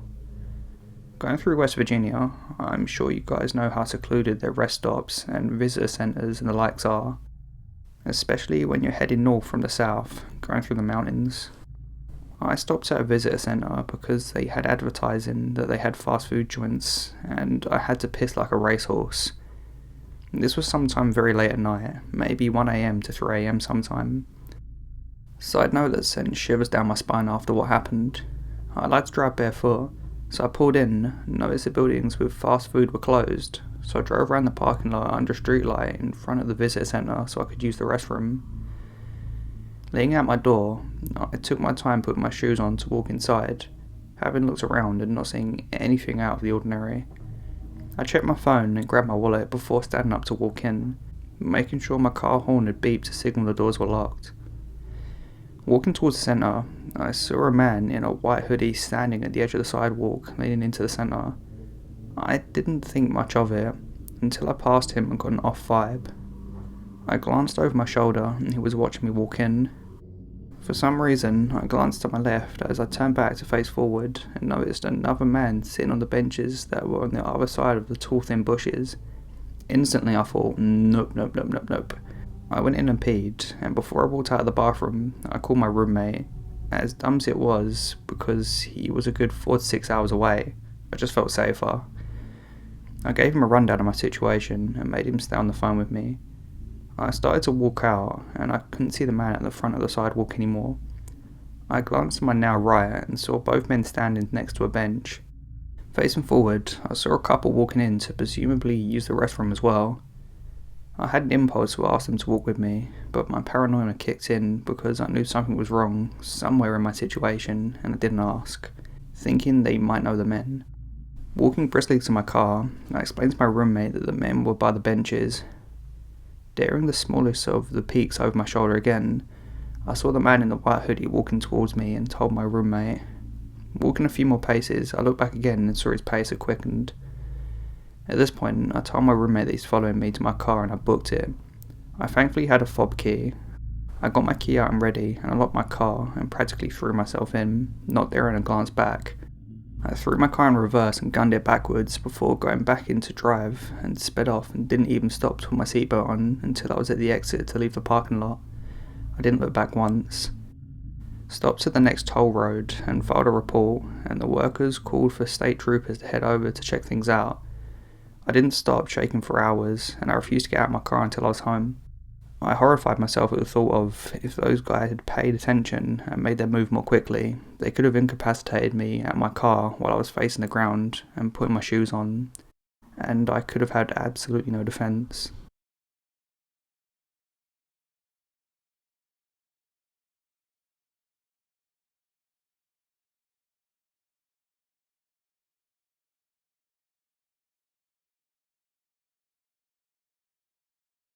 So, this happened to me at some point between the cusp of fall and winter last year, 2019, with no pandemic raging yet.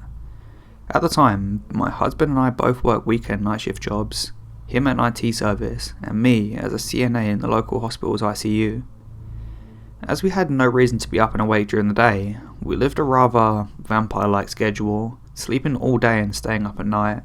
4 days off, 3 12-hour shifts a week. It worked. The best part about being a night dweller is the fact you can go, or used to be able to go, in the middle of the night to do your grocery shopping. No lines, no hustle and bustle. You just go at your own leisure and dodge the occasional pallet of stock or the graveyard shift worker who's filling up the shelves and probably wishing that everyone present would just quit taking things away right as he stocks them. Anyway, it's 2 AM, peak energy time for me and the hubs. The Walmart is in a pretty decent part of the town and everything's well lit, so I typically don't feel nervous walking around in the middle of the night. Hubs did tours in Iraq and has a quite good head on his shoulders, so even less reason to be concerned, right? Right. As we walk through the entrance, my eyes immediately drift towards a sensational selection. I have ADD and I'm a pain to shop with according to him, as I tend to wander off when something neat catches my attention. Unbeknownst to me, Hubs noticed a small gaggle of young adults behaving rather immaturely, i.e. riding around in the electric handicapped cars, intentionally smashing into displays, causing some general havoc. Oblivious to all of this, I'm still wandering around while he patiently follows after, filling our cart here and there along the way. Hubs sees his kids causing more trouble at the back of the store near the food, almost shoes section, but once again, my attention was on more important things, like looking at the blind bag toys I have absolutely no need for. We make our way to the end of the shopping journey and head towards a self-checkout since they don't bother staffing the actual lanes in the middle of the night. Whilst he scans the bags, I excuse myself to use the restroom to go after a couple of Pokemon on my Pokemon Go game. I dilly-dally long enough that he's checked out and back at the car by the time I come out, so I make my way over to the compact SUV, modern day station wagon we own, where he's busy loading the groceries into the trunk. Hubs is very particular about how things are packed, which is fine with me, so we have a system. He loads, I return the cart to the cart holder thing. Whilst I wait for him to finish loading, I hear a bunch of snickering and laughing coming from the car to the right of ours. So the car and Hubs is between me and the other vehicle. I wasn't aware at the time, but these kid adults had been sitting in their car the entire time he was unloading our spoils of war into the trunk, mocking and jeering at him for basic things, like what he's wearing on his shirt. It was a Pokemon Go logo, if anyone cares, and other trivial things. Once I got there, however, all the focus turned towards me. It took me a second to realise that they were actually addressing us, but soon I could make out what they were saying. They were laughing at my husband, asking him if he actually effed a whale like me. Now, I'm no string bean by a long shot.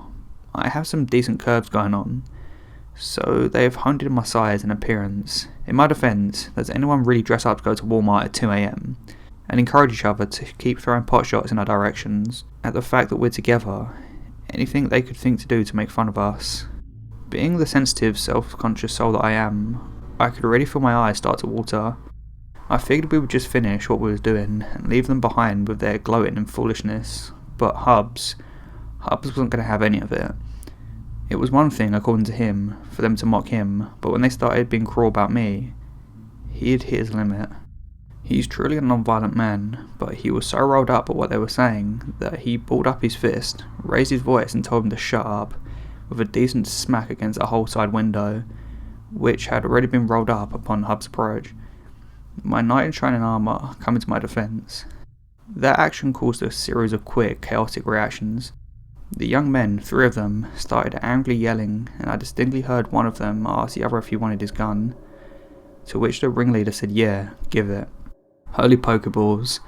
I tell my hubs to get into the car in a panicked rush, decided to abandon the shopping cart in front of their car in hopes of creating an obstacle for them. I fling myself into the SUV at this point. One young man had started smacking on the hood of our car while the other steps behind it trying to block us in. I vividly remember through my blurry vision seeing a young woman in the backseat of their vehicle looking somewhat embarrassed as she mouthed, "I'm sorry," in my direction. No time to think about that, not with the ringleader appearing from the car at any moment. Hubs pulls the car into reverse and the young man behind us has no choice but to move, unless he's to become a human pancake. Hubs drives off out the parking lot like a bat out of heck, and it's clearly evident that my car obstacle did a little to delay them, as their Dodge Dart was right on our tail, flying down the road right behind us. We made it through one green light before they caught up, sliding in the bus lane next to us as I'm trying to remember to breathe. Thoughts go in 100 different directions, thanks to my ADD brain. I see the passenger window roll down, and out comes a hand with a gun pointed right into my husband's direction.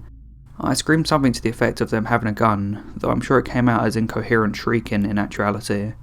My husband got the point though, and chose that moment to swerve directly into them with our vehicle, leaving no choice but them to drive to the median or be hit by a bigger vehicle going 70 or 80 miles an hour. They swerved, which slowed them down, so my husband hit the gas and kept driving, ignoring red lights along the way. Finally putting myself together, I dialed 911 on my cell phone, since the police station wasn't exactly nearby. The operator arranged to have some cops meet us at a local church a mile or two from where we currently were. My husband keeps driving forward, car still at hills, and he somehow managed to swerve a turn in the middle of the intersection, whilst making it like we'd intended to go forward. Other car flies on, we tell it to the cops at the church.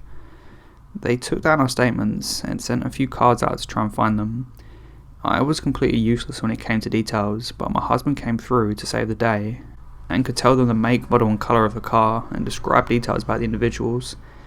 All I could remember in my mind was the face of the girl who mouthed "I'm sorry," and lo and behold, I kid you not, one of the officers took us to his car, flipped through his fancy police computer on the screen, and pops up an image of the same girl I'd seen in the Walmart parking lot. Another click and the same young men, save for one, were put onto the screen. Apparently, these upstanding citizens have been confronted by the police department only nights prior. I wish I could remember the charges, but my mind was overwhelmed at that point. Most of the details are a blur, like my mind tried to intentionally redact things to protect itself or something. Anyway, needless to say, I developed a genuine anxiety about going to Walmart in the middle of the night after that point. Thankfully, we've both transitioned into daytime jobs since then, so we share the pain of daywalkers' normal grocery store woes these days.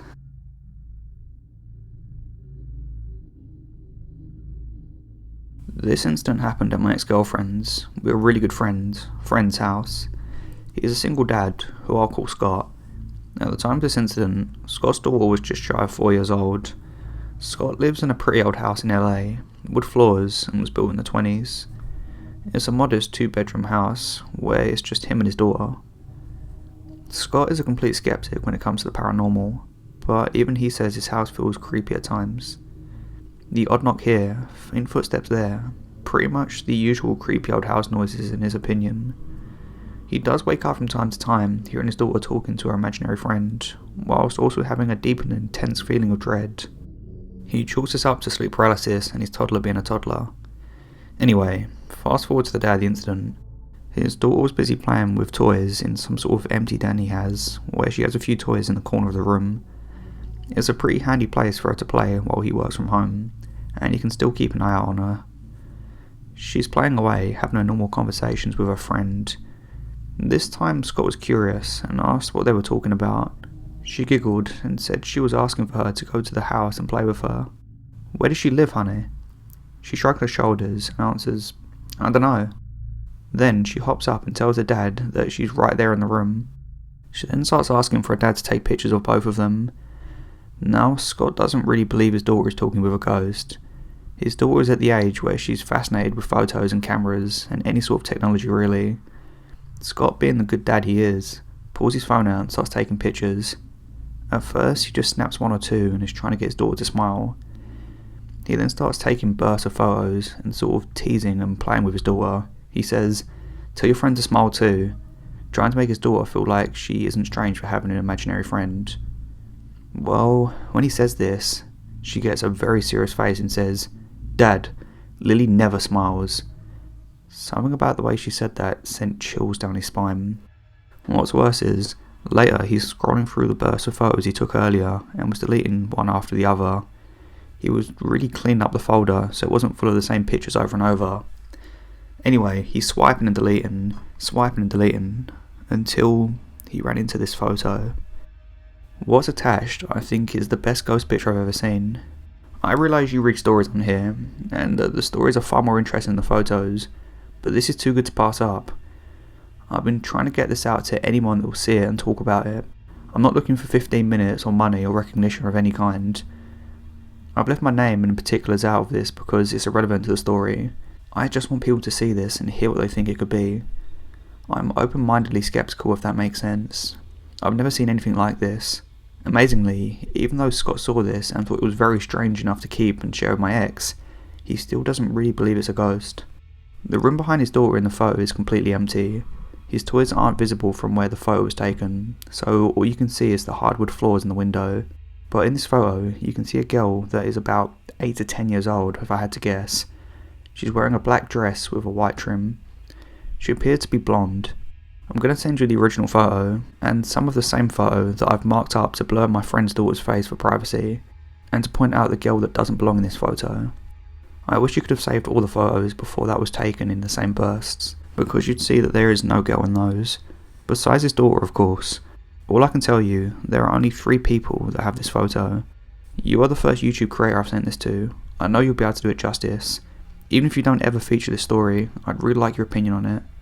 Anyway, thanks for your time. I'm sure you're busy. Keep up the great content. This story was posted on Mortis Media's community page on Reddit. You should definitely go check it out. I don't actually have the picture, as it was posted specifically for him, and I wouldn't want to share something that was intended just for him. The community page says anyone can narrate the stories on there, so I've narrated the story, but I don't have the picture for you. I'll be very interested to see it, and I'll be trying to contact the author.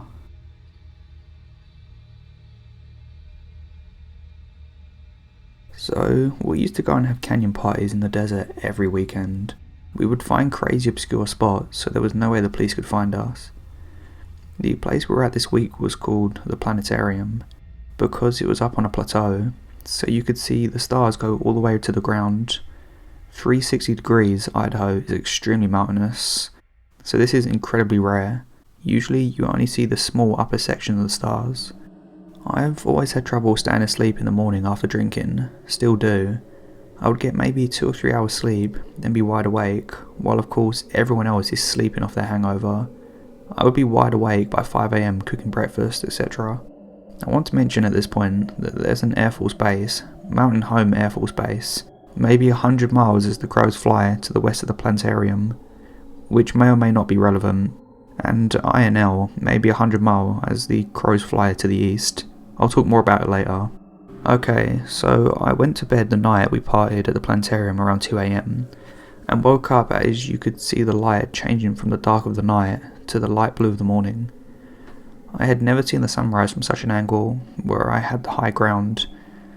Usually by the time I see the sun peek through the mountains, it had already been light for over an hour, so I decided I wanted to take this opportunity to see what it was like to watch the night turn to day, from total darkness to daylight, while being able to observe the sun crest the actual horizon.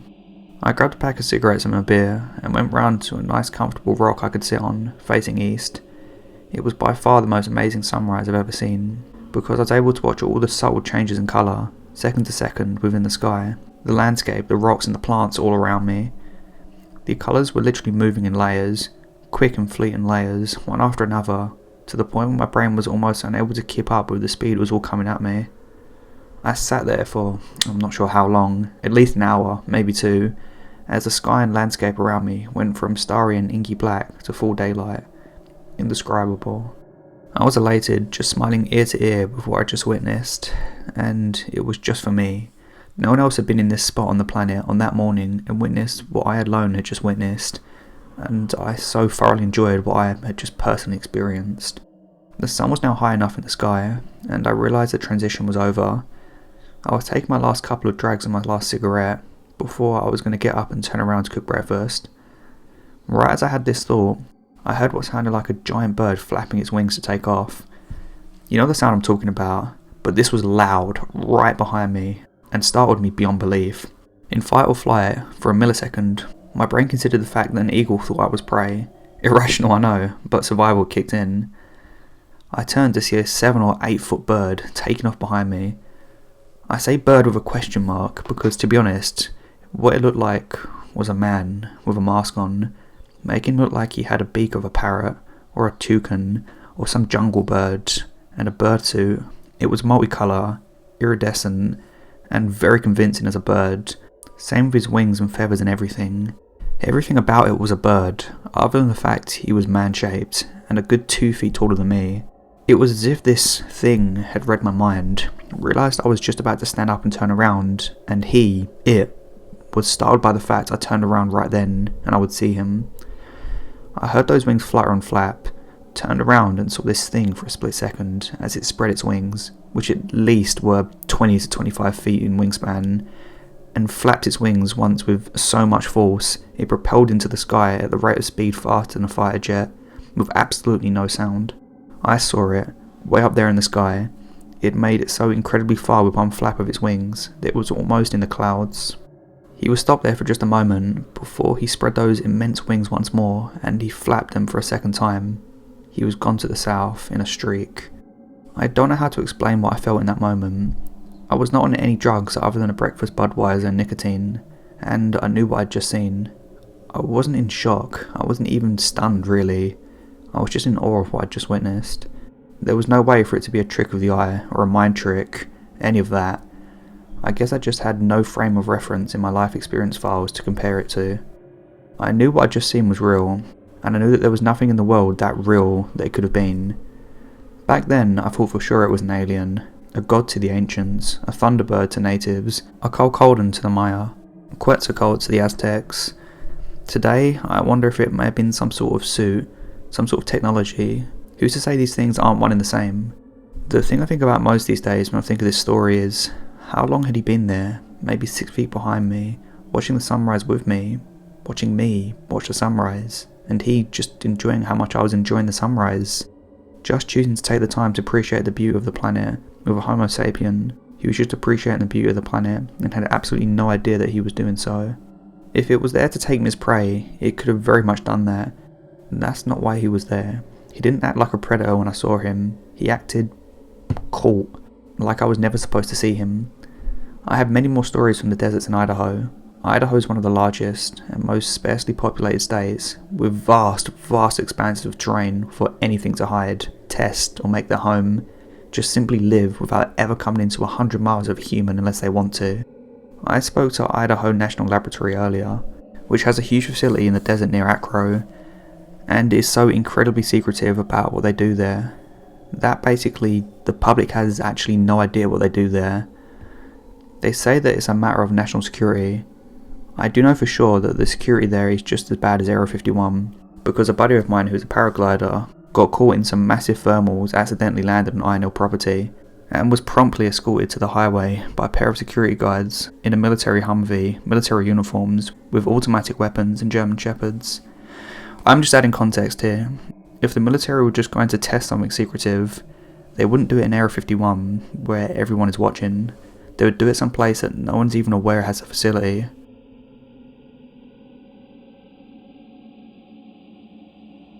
So this was a few months ago, and quarantine was already in place, so I spent a lot more time at home and around the home than usual. There was a park very close to my house, so one day I decided to go for a little jog. I ran from my house to the park, and since I don't do a lot of cardio, I decided to take a little break. I noticed that a guy was looking my way, but I didn't think anything of it, until I started jogging again and he started walking the exact same time. Since I was jogging, I eventually lost him, so I thought that was over. Oh, I was wrong. It's now many hours later and I'm sleeping, when through the window I noticed car lights coming back and forth on my street. The window in my room gave me a view of my street. Now, some may think it's normal, but I live in a very quiet neighbourhood, so I wanted to see what was going on. As I thought, there was a car that was travelling back and forth on my street. Then the car stops right in front of my house, and the same guy comes out of the passenger seat, which means that there's at least another person with him.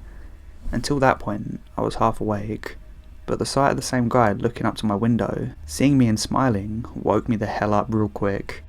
I immediately closed the blinds, which are a tiny bit see-through by the way, and climbed in my bed, phone in hand. After a few minutes, I fall asleep, only to be woken up by a light tapping on my window. Remember when I said that my blinds are see-through? Well, I could make out the silhouette of a man, probably the same guy since there were still car lights in the street, and he was crouched at my window, tapping from the outside. The first thing that comes to mind is not to move and try and pretend that I'm still asleep, not knowing if he could see inside my room or not, and then I remember that my room is on the second floor. How the hell did he climb onto a little roof area outside my window?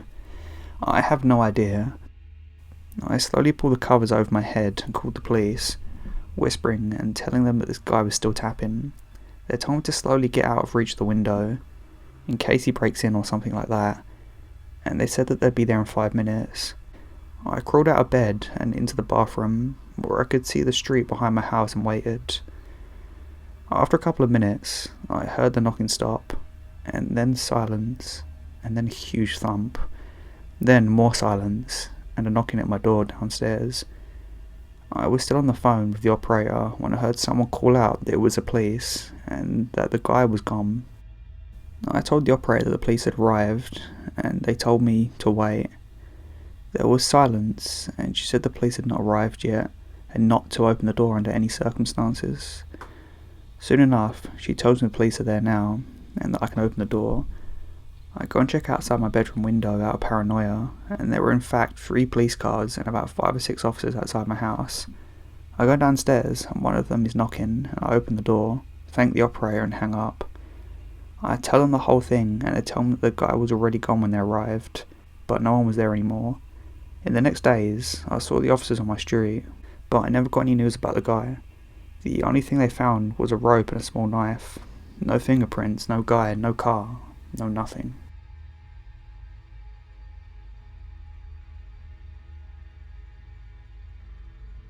I sat on a wooden bar stool behind the register in the nastiest gas station I've ever seen before or since.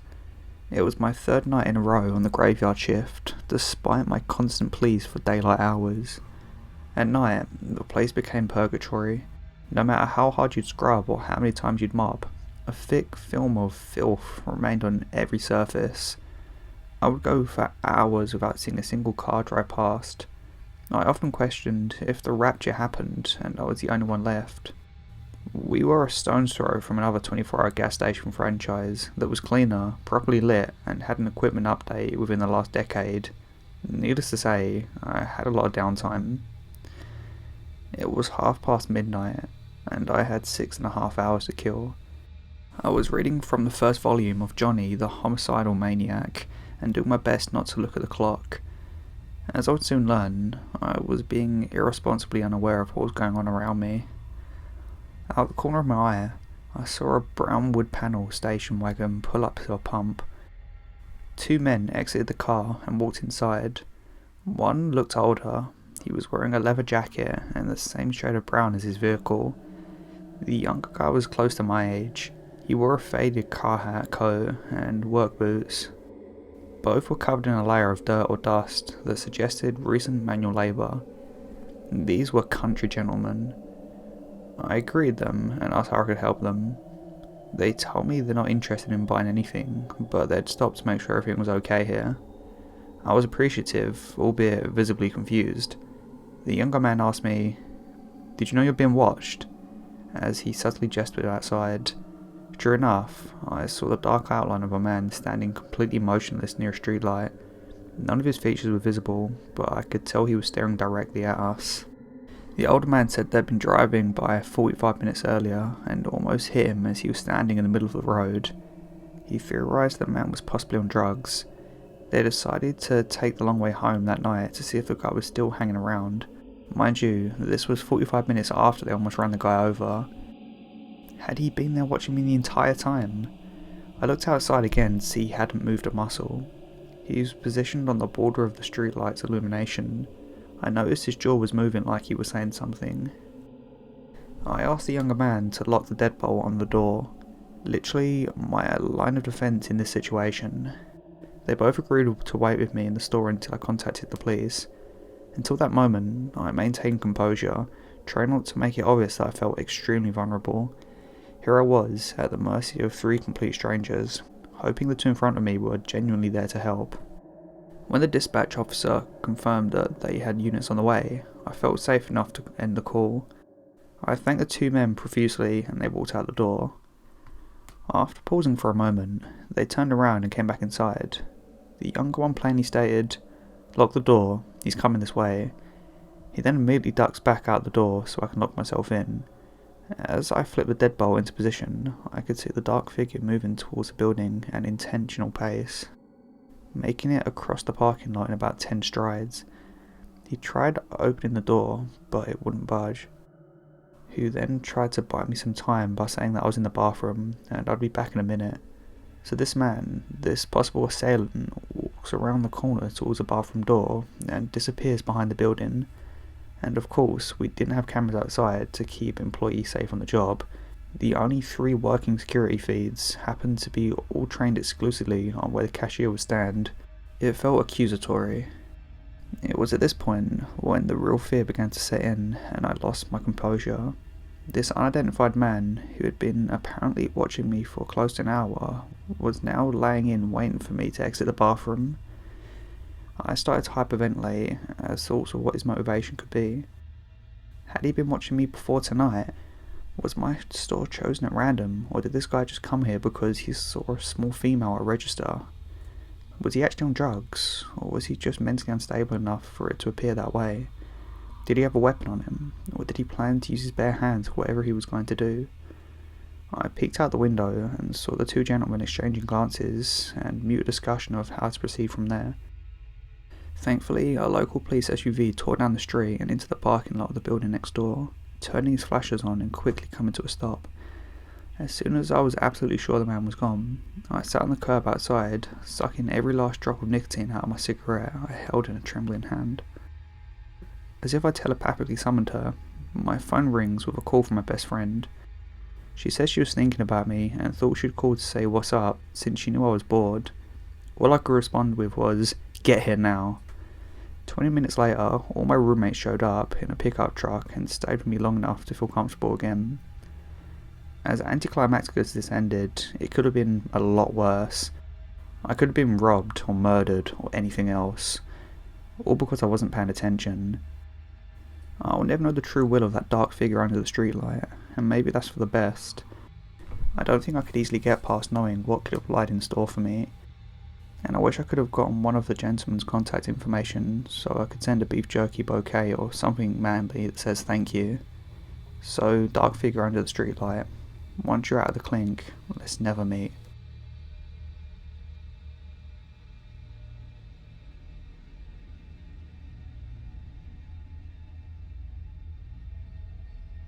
When I was approximately 3 years old, I had 2 experiences that at the time I did not quite understand.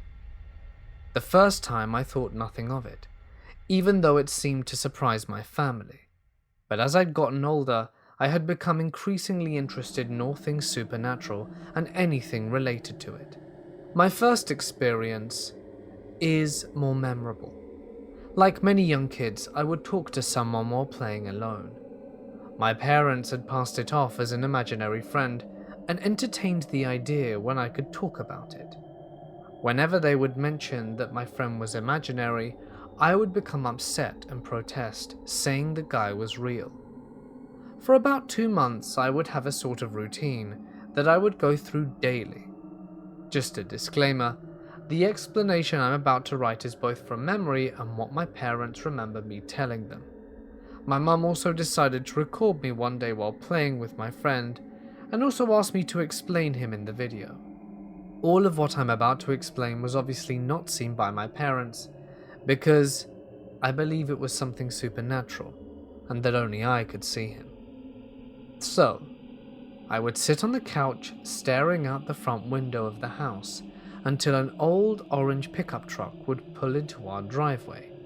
A fat man with a dog would get out of the truck and come inside. The man's name was John, and the dog's name was Lucky Duck. We would go into our living room and play for a while, and then when he had to leave, I would walk to the door and say goodbye to him and his dog. My mum was curious, and so she asked me to describe my imaginary friend. I told her the man's name and that he was fat and could be kind of mean sometimes, but that he was usually nice when we played. I also told her about dog and that it was very mean and I was never allowed to pet it, but I was glad to see it anyway. This all happened at about the same time every day, as if it were on a schedule. After a few months, my mum noticed that I had not been playing with my imaginary friend anymore, and wondered why. That's when I told her that he had told me that he couldn't come over anymore, that was the end for me, and I'd never mentioned him again. Soon after that, my mum had been talking to my grandma on my dad's side, and she told her about my imaginary friend. My mum said my grandma had become pale and looked extremely surprised. My grandma then pointed out to my mum that the description matched my grandma's father exactly. The truck, its colour, the appearance, the attitude, and the most surprising part was that his name matched, and the dog's name and description matched his favourite dog he had. My grandma doesn't believe in supernatural things, but she even thinks that there was something that came to visit me. And no matter if it was a ghost or an angel, it was her father. I'd never met this man in my life, as he had died many years before I was born. The dog he had, when he came to me, had died even further in the past. This first experience had made my father a bit nervous of me once he had heard about it. My second experience happened around the same time as the first, but I do not remember this one as well. Most of the story comes from what my parents have told me. My dad was home alone with me while my mother was at work. I had been sitting at the sliding glass door that led to our backyard for a long time, so my dad checked in on me, wondering what I was doing. I nonchalantly told him that there had been a woman standing in our yard for a long time. This of course made him nervous that someone had been trespassing and was watching me, so he came over to check. He obviously did not see anyone standing out there, but went outside to verify in case. When he returned, I yelled at him because I was getting mad that he could not see her just standing there not moving. I told him that I even watched him walk right in front of her when he went out. Becoming scared for and of what I was saying, he took me away from the window and wouldn't let me leave him until my mum got home from work. She asked me to explain what I had seen, and I tried to tell her the way the lady looked. I told her that it looked like a lady in one of your pictures, and also an angel statue we had in our house. She of course wanted to know which picture I was talking about, so I got her wedding photo album out from our bookshelf and pointed to a picture of her grandmother who lives in Germany.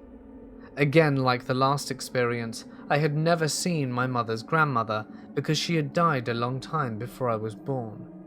I'd never seen this lady again, but my family has always seriously believed I had seen an angel. I haven't told anyone outside the family and friends about these experiences, so I would love to hear what other people think. I can't for sure explain either of them, but I do believe they were supernatural.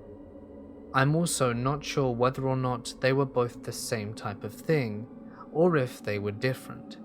Since then I haven't had any other experiences, but it has left me with a belief in the supernatural.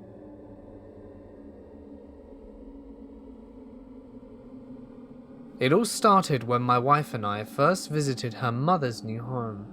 Her mother had remarried and lived in a decent-sized house out in Palm Desert. We would visit them when I had time off from work. I had taken a shower in the guest bathroom, and when I got out amongst the fogged-over mirror, there were 2 children's handprints.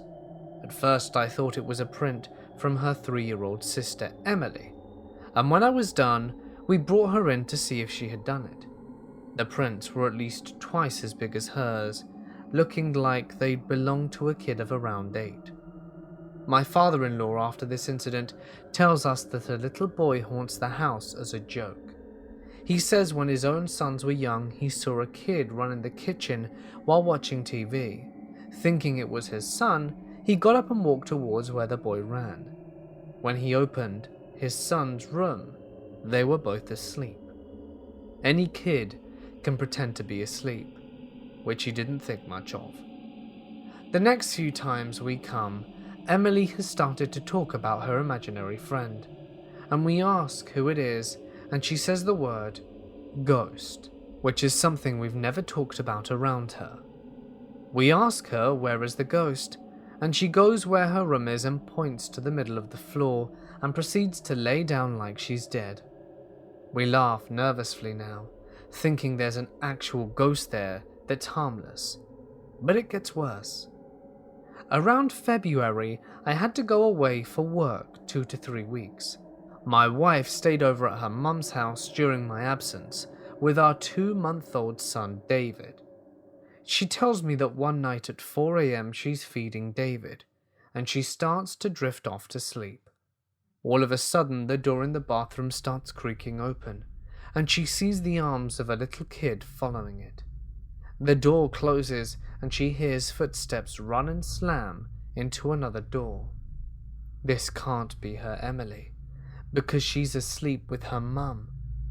Now it's June, and we come to pick up her sister for 2 weeks, and that night, as we're asleep, my wife had a very realistic dream. In her dream, we had gotten into a fight, and when I left, she was in a tub of water holding something down, like a child drowning. She says she prayed to the archangel Michael for protection, but before it ended, she heard a very dark voice whisper in her ear, "You're doing great." 2 weeks later, we come back to drop off Emily, and she has a dream that night of a little kid whispering in her ear and laughing. Her mum then tells us a month before she was sleeping and had heard the same thing, except the child says, "Billy, he's coming." Then she hears heavy footsteps down the hall and feels her legs go numb, followed by a heavy hit in her chest that blacks her out. I'm not sure what's going on in that house. I'm honestly scared for them and my child when I'm going over there. If anyone knows how I can ward this off, it would be greatly appreciated.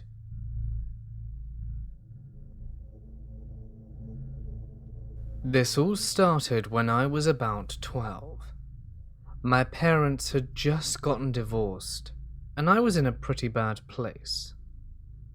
I still had imaginary friends at that age, but I imagine it's because I didn't really have many real friends. Anyway, I remember one friend in particular whose name was Zach. Now I met Zach when I was about 8, so you can imagine we'd been friends for quite a while. Since I had grown since I met Zach, I was starting to realize that something wasn't quite right about him. When I first met him, I saw he had a rope necklace around his neck. I didn't realize at my young age that it was a noose. The only reason I know it's a noose now is because I had met him by a tree as a child, where there is a rather large rope burn in one of the branches. Anyway, I started to realize that Zach wasn't the same as he had been when I first met him. He grew older like I did, which none of my other imaginary friends had done, and he was starting to act differently, kind of like most teenagers do, except he'd make strange noises and try to tell me who to trust and be friends with. When I didn't listen to him, he'd get angry. Now that I've grown up, I realize Zach isn't human, but little 12-year-old me didn't know that. Little me thought that maybe he was just angry, and he was. One night I was staying over at my friend's house. We had been staying up all night and watched scary movies that neither of us should have been watching. After the movies, my friend wanted to go to sleep, and I was pretty tired, so we did. That was a bad idea. At around 3 in the morning, I woke to the sound of someone opening the bathroom door. At first, I thought it was her dad getting home to check on us, as he worked the night shift and usually arrived at around 3 a.m. But I was wrong. It was Zach. I saw him right there in front of me, solid. I remember he had really dark hair and green eyes, and so many freckles. I wasn't scared, but I was confused. I only ever saw Zach by the tree where we met. I don't remember anything after seeing him at first. All I remember is my friend's mum yelling at me to come inside from the pouring rain. I was soaked and scared, and I couldn't remember why I was outside or how I got there. I just remember telling her that Zach wanted to play with me. I didn't see much of Zach after that. Maybe it's because I had told him to go away and that he had got me in trouble. Well, I didn't see him until recently. I'm 23 now and a caregiver for elderly and special needs patients. Needless to say, I'm well past the age when I should have an imaginary friend. The other night, I was caring for a client who lives in a pretty secluded area, which normally doesn't bother me, except it was getting dark fast, and I'm not a fan of the dark. I hate driving in it and being stuck in it. I was making her dinner as we were talking about her favorite show, America's Got Talent. She stopped in the middle of speaking and looked at me and said, "I have to ask you if you don't mind. Who is your handsome friend?" I wasn't sure who she was talking about, but I should note that this woman is sharp. She's got her wits about her and is smart. I turned and asked her what she was talking about, and she said, "The young man who came with you. Dark hair, pretty eyes. Says his name is Zach." I couldn't believe it. I thought Zach wasn't real. I was sure he wasn't. I didn't say anything to her and just fed her before leaving. Today I was working with a special needs client who is nonverbal. He never says a thing. I took him out for ice cream and got him a bowl of chocolate and myself mint chocolate chip. I asked him if he liked his ice cream, only expecting a nod. I got more than I bargained for. He looked at me and smiled and said, "You know that chocolate is my favorite, Cassie." My nickname is Cassie, but none of my clients know that. If they call me by my legal name, it's Sam, but this client has never called me anything because he can't talk. I think it's very clear that Zach is back in my life, and he's not going anywhere. But I have to wonder if Zach is a ghost or something much darker.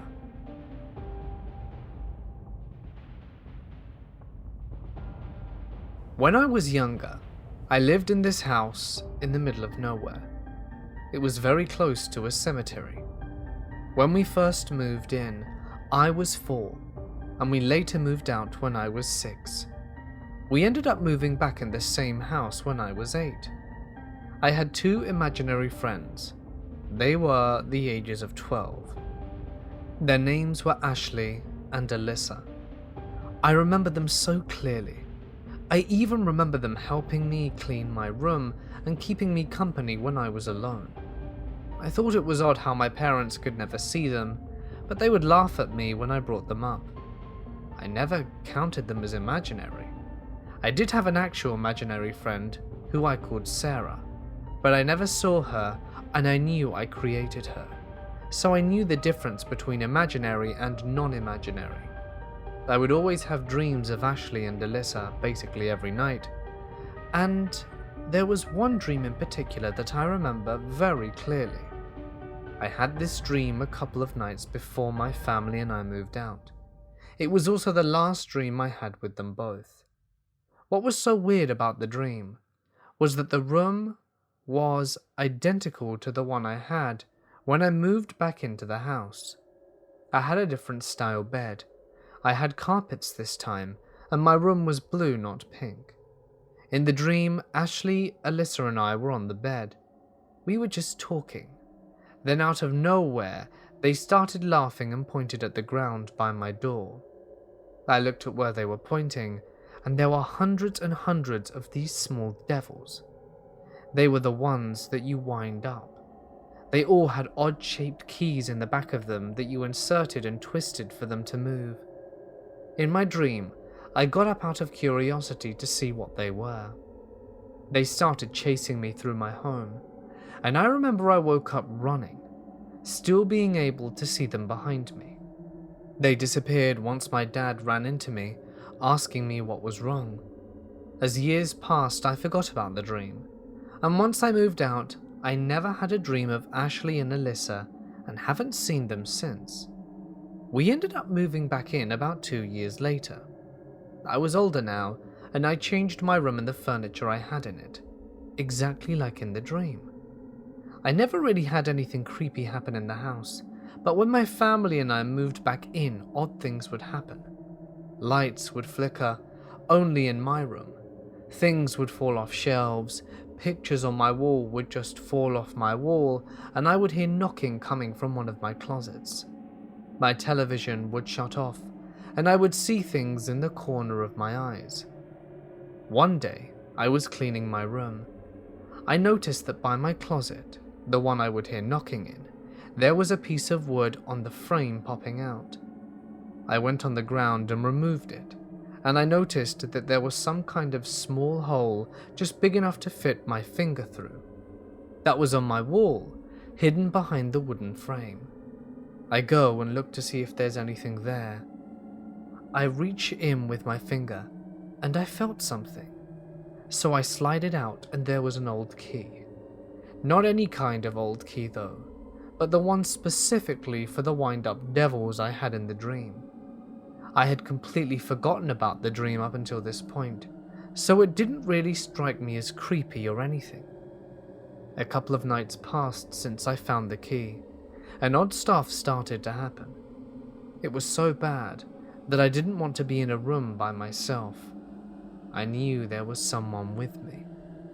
My door wouldn't open and slam shut.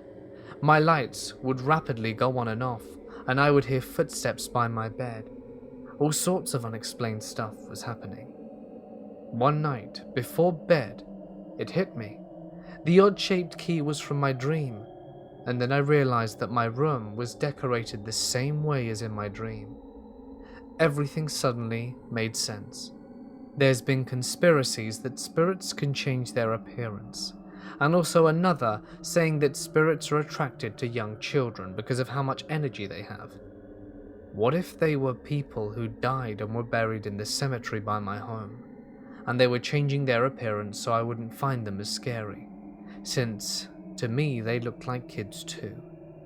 Maybe this is just an odd coincidence, and all the other unexplained things are related to the fact that I lived very close to the cemetery.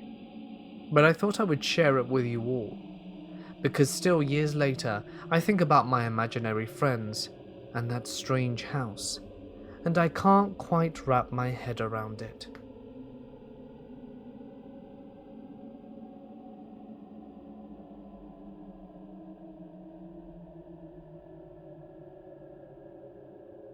When I was a little girl, I tended to move around a lot, ever since I can remember. Since my parents worked at about 1 or 2 jobs at once, but one thing remained consistent. It was innocent enough for a child around my age. Roughly from 3 to 7, due to me moving around often, I never had any real friends for very long. So I made imaginary friends. I often wondered why at times, even though they would leave me from time to time, only to keep me up at night, and getting me into trouble with my less than kind father. Though, as I grew older, he got better at controlling his tempers. But then he had a hard time with that, which made me terrified to do anything around him. So I locked myself in my room whenever I wanted to play. You know, typical girl things.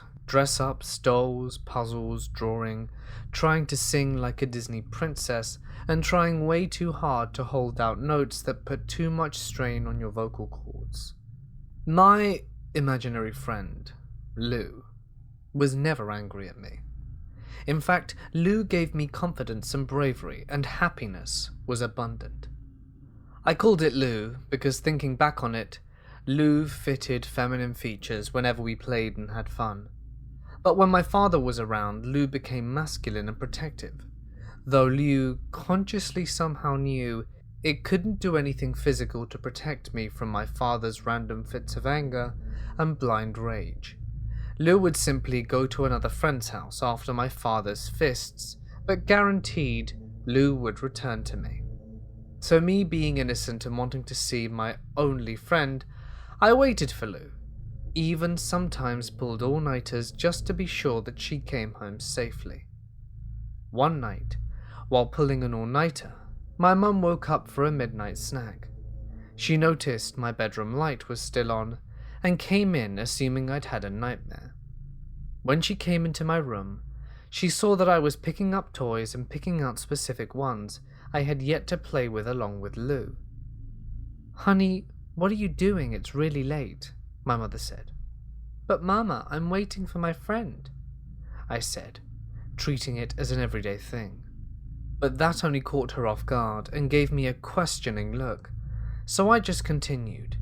Lou said that she was going to her friend's house and will be back, like she always does when Daddy becomes angry. My mother was awestruck. Her baby girl was talking about an imaginary friend who would leave and come back, and chalked it up to an extreme imagination, but knew it was too good to be true, and looked around to the room. Our home at the time was a rather old trailer in a cul-de-sac, and it was previously owned by a family of 3 women who were self-proclaimed Wiccans and enchanted the home with protective spells. Once my mother's search was complete and unfruitful, she let out a sigh and let it be. Some words about Lou. I'm 18 and still live with my mum and sister. My father has moved out but visits every now and then, and so does Lou. I mentioned how Lou always went away after my dad had his hissy fits, but what followed him was misfortune. Whether it be getting fired or caught cheating on my mother, it was always something, which I noticed as I reached middle school and a bit into high school. All I know is that even now that I moved into a totally different house that isn't a trailer, Lou still protects me and keeps in touch with my dreams. However, new house, new issues, and I've been seeing Lou as more masculine than ever and more protective, even without my father around. Why is she like this? What's out to get me? I don't know, but it's not good. I've seen figures, apparitions, heard voices, and been physically attacked. I feel like I'm a target. But of what? I hope Lou will help me get the answers soon.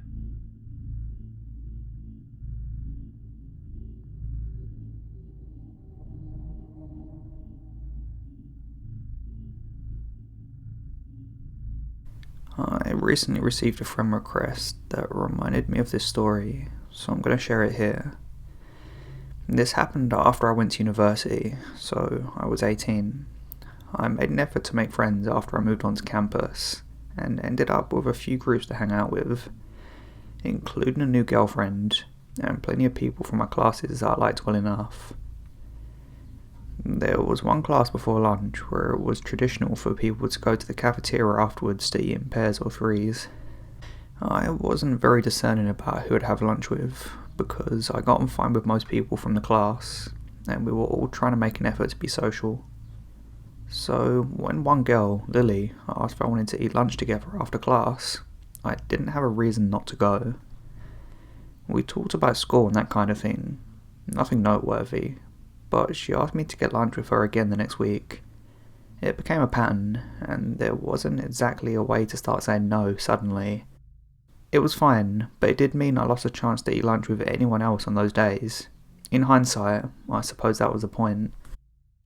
One day in class, I asked someone if I could add them on social media. This happened in front of Lily. I saw her face jerk towards me from a couple of seats over. It was such a sharp reaction that it was hard to ignore, and I still remember it. By the time I got home later that day, Lily had sent me a friend request. No friends in common. Don't know how she knew my last name. I was a bit surprised, but I guess she just dug through the university social media pages and found me through there. It gave me a bad feeling, but surely it was fine. She ended up messaging me a lot and commenting on anything I posted. I told myself that she was just awkward, and we became friends, if not close. I'd known worse people. She still always got me to go to lunch with her after one of our shared classes. Other than that, we rarely spent time together in person. I saw her around sometimes, but I never went out my way to hang out with her. So it was mostly online messaging and seeing each other in group settings. Coincidentally, my girlfriend was also called Lily. This was something that clearly bothered Lily, not my girlfriend, who couldn't have found it less interesting, but it's a common name.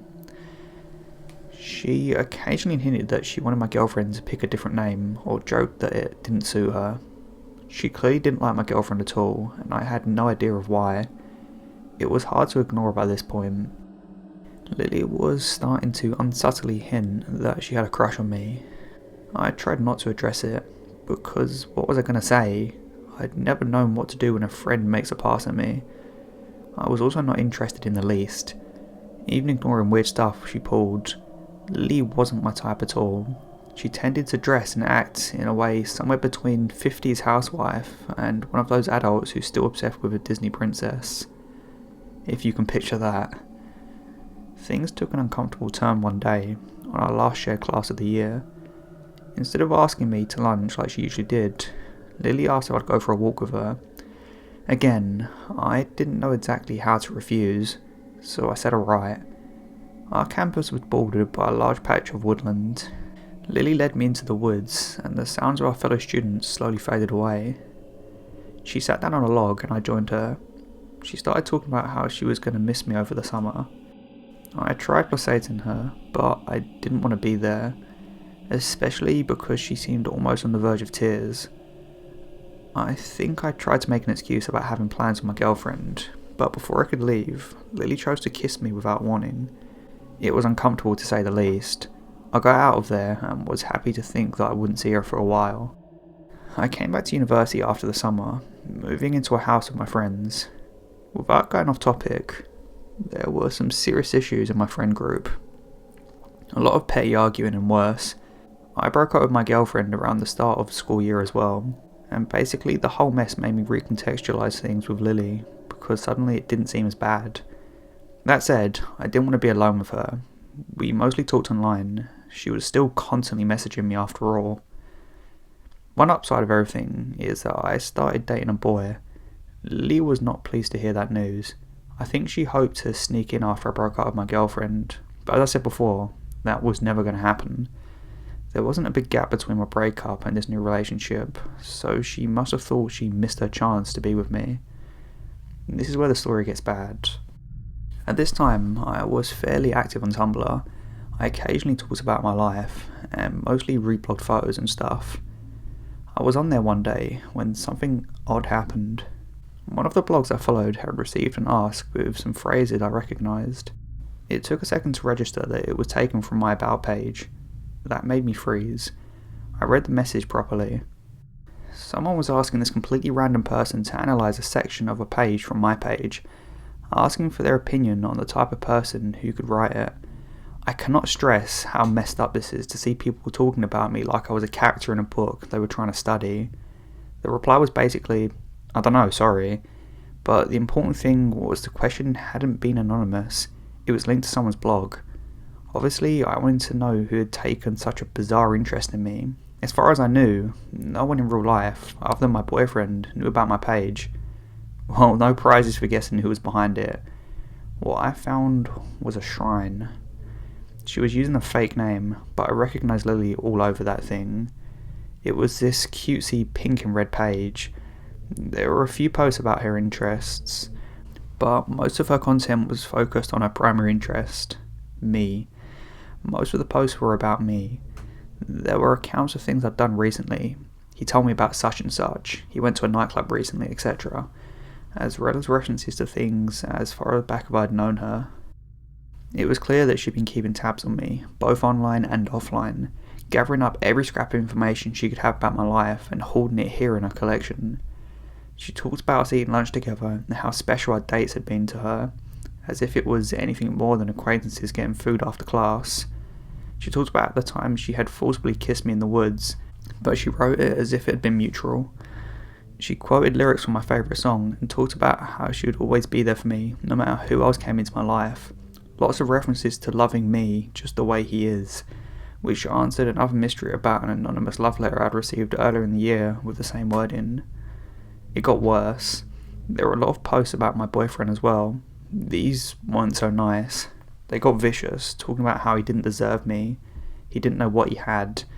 If she was with me, she'd be jealous of anyone who came near me, so my boyfriend not being a jealous person meant he didn't love me. It was angry and hateful.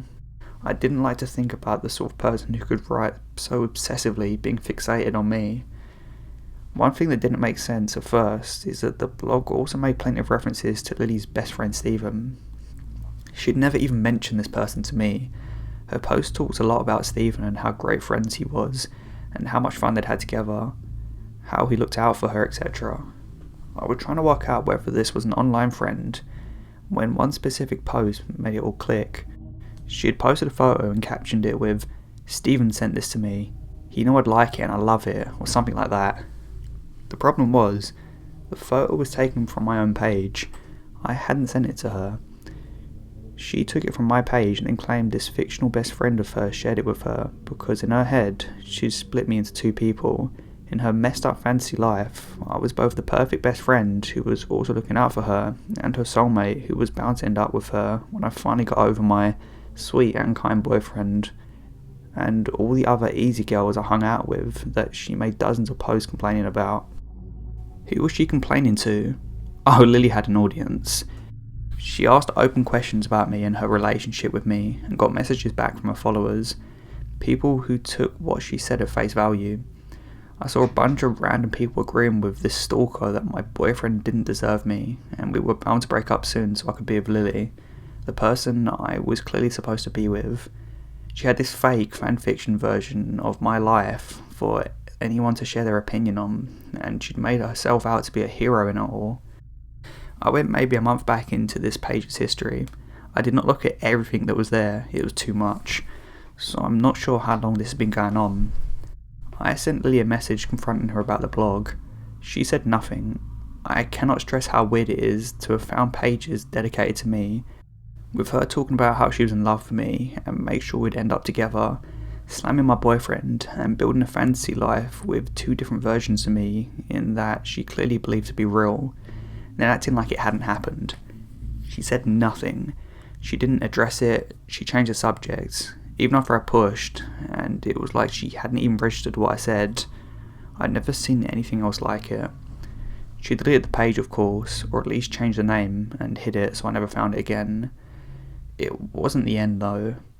I wasn't going to hang out with her anymore, but we were still shoved together in classes, and she started to actually scare me with what she might do. I'm kind of a paranoid person. Knowing someone was obsessively keeping track of me for who knows how long freaked me out. The next thing she pulled was trying to seduce my boyfriend. It was an absolutely useless attempt that only made him uncomfortable. He told me about it right away. What was her plan there? Did she hope to tell me he cheated and wait for me to break up with him? Why would I want her after that? When that didn't work for her, she tried hitting on 3 of my other friends. None of them took the bait.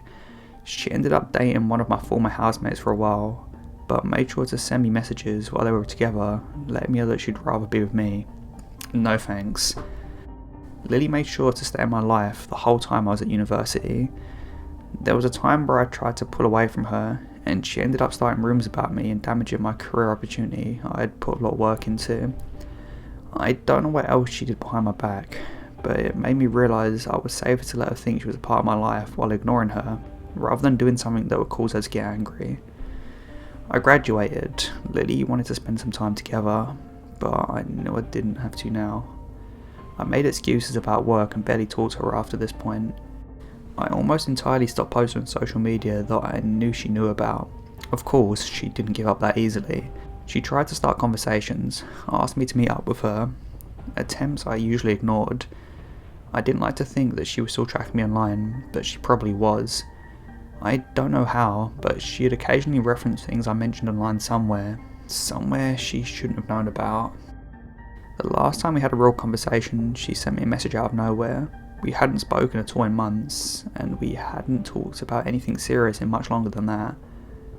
Thinking about that conversation still makes my skin crawl, but I'll summarise what happened. At first, she asked me some questions about how long I'd known that I was queer. I told her some basic stuff, the kind of thing I'd tell anyone who asked. Then she changed the subject. She started talking about how I'd feel about her if she was a boy, about wanting to be a boy for me. The messages quickly became fetishistic. She went into plenty of detail about fantasies she had of the two of us. Again, we were not friends at this point. We'd never even been especially close, at least not from my perspective, and we'd barely spoken for years. I can't imagine sending messages like that to a close friend, let alone someone who barely knows you. I tried telling her not to pull this crap with me, but she decided to change her tactics. She sent me photos of herself, followed by a bunch of messages, maybe 4 or 5 a minute, way too fast for me to reply before the next one arrived, basically quoting back to what I told her about myself in the past. She was telling me these things as if they happened to her. She was role-playing as me. The worst part is that she seemed to believe it was real, that those things actually happened to her, even when she was quoting me word for word. Things I told her only hours before were now her life. It was as if she was trying to absorb my history, to take it over, to make my life part of her.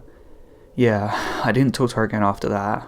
I ignored all future attempts she made to talk to me, and I eventually silently deleted her from the inactive social media, which was her only real way of contacting me. I really thought she might finally move on. A few days ago, she sent me a friend request. It's sitting here unanswered, because I know if I delete it, she'll only send another one. Lily and I met nearly 12 years ago. This story is just the highlights, and even then, it's only the stuff I know about for sure. A lot happened behind my back. I know it did. So to the girl who spent 12 years obsessing over me, fetishizing me, stalking me, and harassing me, let's not meet again. The fantasy life you built for the two of us in your head is the only place you'll be seeing me anytime soon.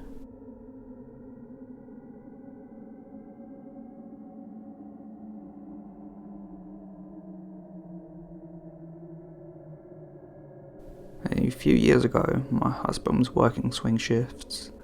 At the time, we only had one car, so I'd drive him in and then pick him up, which was irritating because I had to wake up almost fully and drive him 30 minutes in, drive 30 minutes home, and then I could go back to sleep for an hour or so before I had to get ready for work.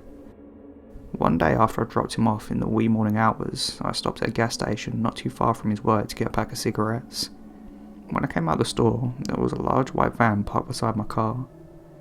There had been a few warnings on Facebook about a white van in the area that was up to no good, so I took notice of it. Because there weren't a lot of people around, I found it strange that they parked directly beside my car, seeing as how there were many empty spaces around the lot. I headed to my car, already aware of the van, and 2 guys had popped out of it. They weren't very young or old, just average looking and a little dirty. I don't judge though, as they could have been working, so I continued walking towards my car. One of the guys yelled out to the other guy that he dropped his birth certificate. The second guy had a very confused look on his face. I didn't see anything come out when the passenger opened the door, so I knew he didn't drop anything, but I was thinking to myself, why would you have that with you?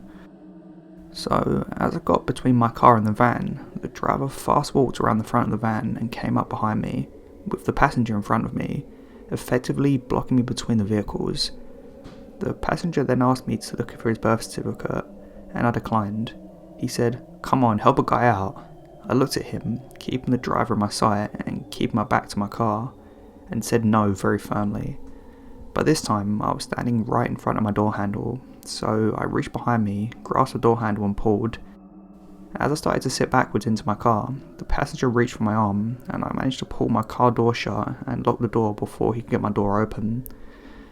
I threw my car in reverse and got the hell out of Dodge.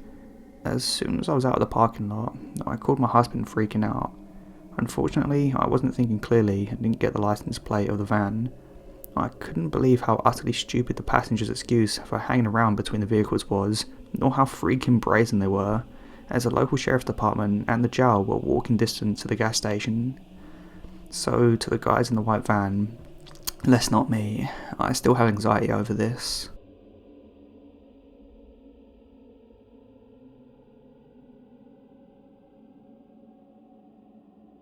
In October of 2019, I went to a Halloween costume ball hosted at our local art gallery, which was organised by a Unitarian Universalist spiritual centre, whose members I have close ties with. It was a typical party, but had a few ceremonial attributes to celebrate Samhain. I dressed up as the Red Death from Phantom of the Opera, but basically went alone, thus waiting for a friend who did eventually come to meet up with me later that night. Before that, I had the most bizarre experience. Bizarre as in, I was unable to imagine a clear explanation behind this certain circumstance. I still can't think of one to this day. So, after dancing to the music and sipping a couple of drinks, I was interested enough to purchase a photographic aura reading from this lady in a little booth. I sat down and she instructed me to take off my skull mask and firmly lie my palms on a flat silver machine linked to her laptop.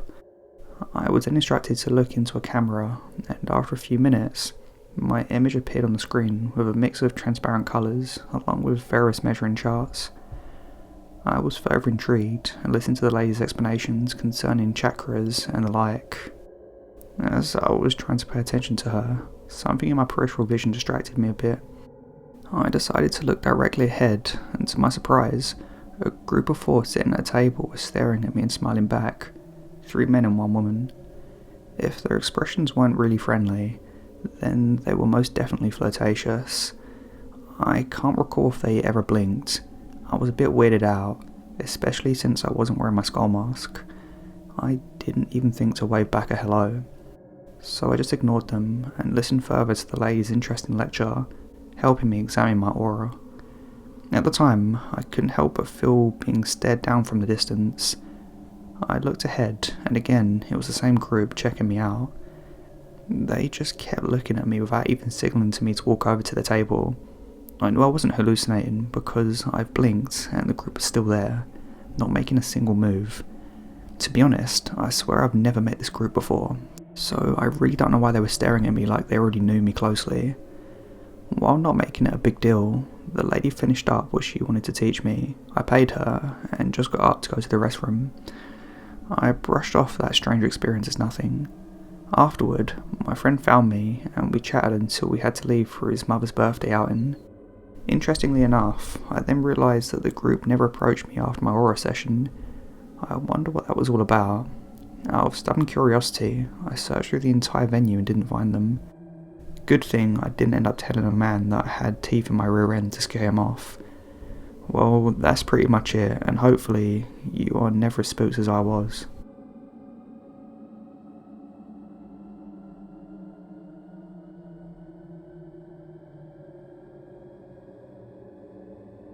So there was this girl I was talking to at the time, and I needed to have a talk. Yeah, that one. And we decided that we would go to our local college town statue to do so. Many kids that go to our college went to hang out there, take pictures, climb on the statue, college kid stuff. Basically, this statue was 30 minutes away from the middle of just farmland.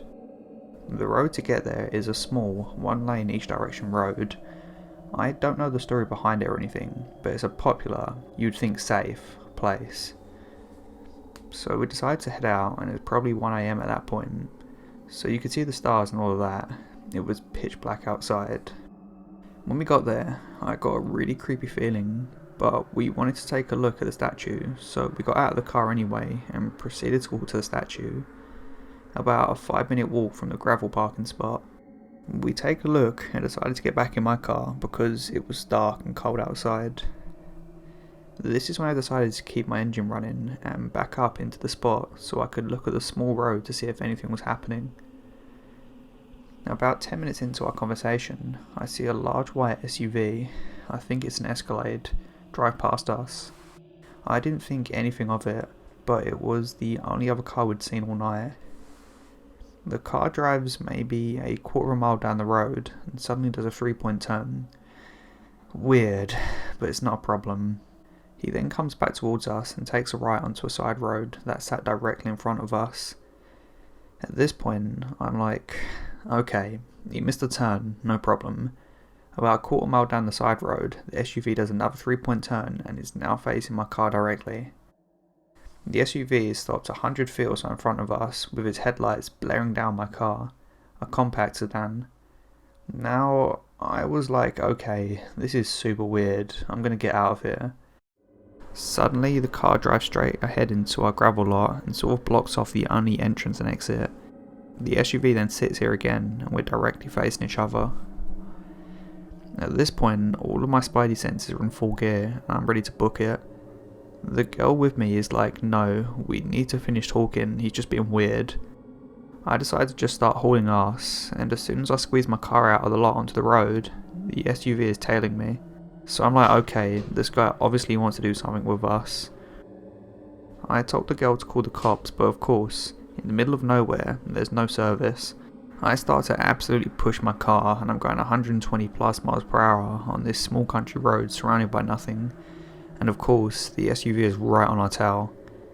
The road that we're on is straight of nothingness for 15 miles, and we continue driving. Once we finally reached to a sense of civilization, there was an intersection with other cars. I finally get my sigh of relief and thought this guy would leave us alone, so just to test or trick him, I turn on my left signal and get ready to turn. I turn my wheel enough so that it looks like I was going to turn, and then I put my entire weight on my gas and went straight. He followed me exactly, with the turn signal, turning, accelerating, everything. A couple of miles later, we finally get reception and call the police. As we're on the phone with them, there is a brightly lit gas station, one of those big ones, like Quick Trip or Racetrack, and we turn into that because if this guy is going to kill or kidnap us, he's going to have to do it where other people can see. As soon as I turn into that gas station, he books it and hauls ass wherever the hell he was going. We gave a description of what happened to us to the dispatcher and continued on our conversation. To this day, I don't know what the person wanted or what their objective was, but I'm glad I didn't find out.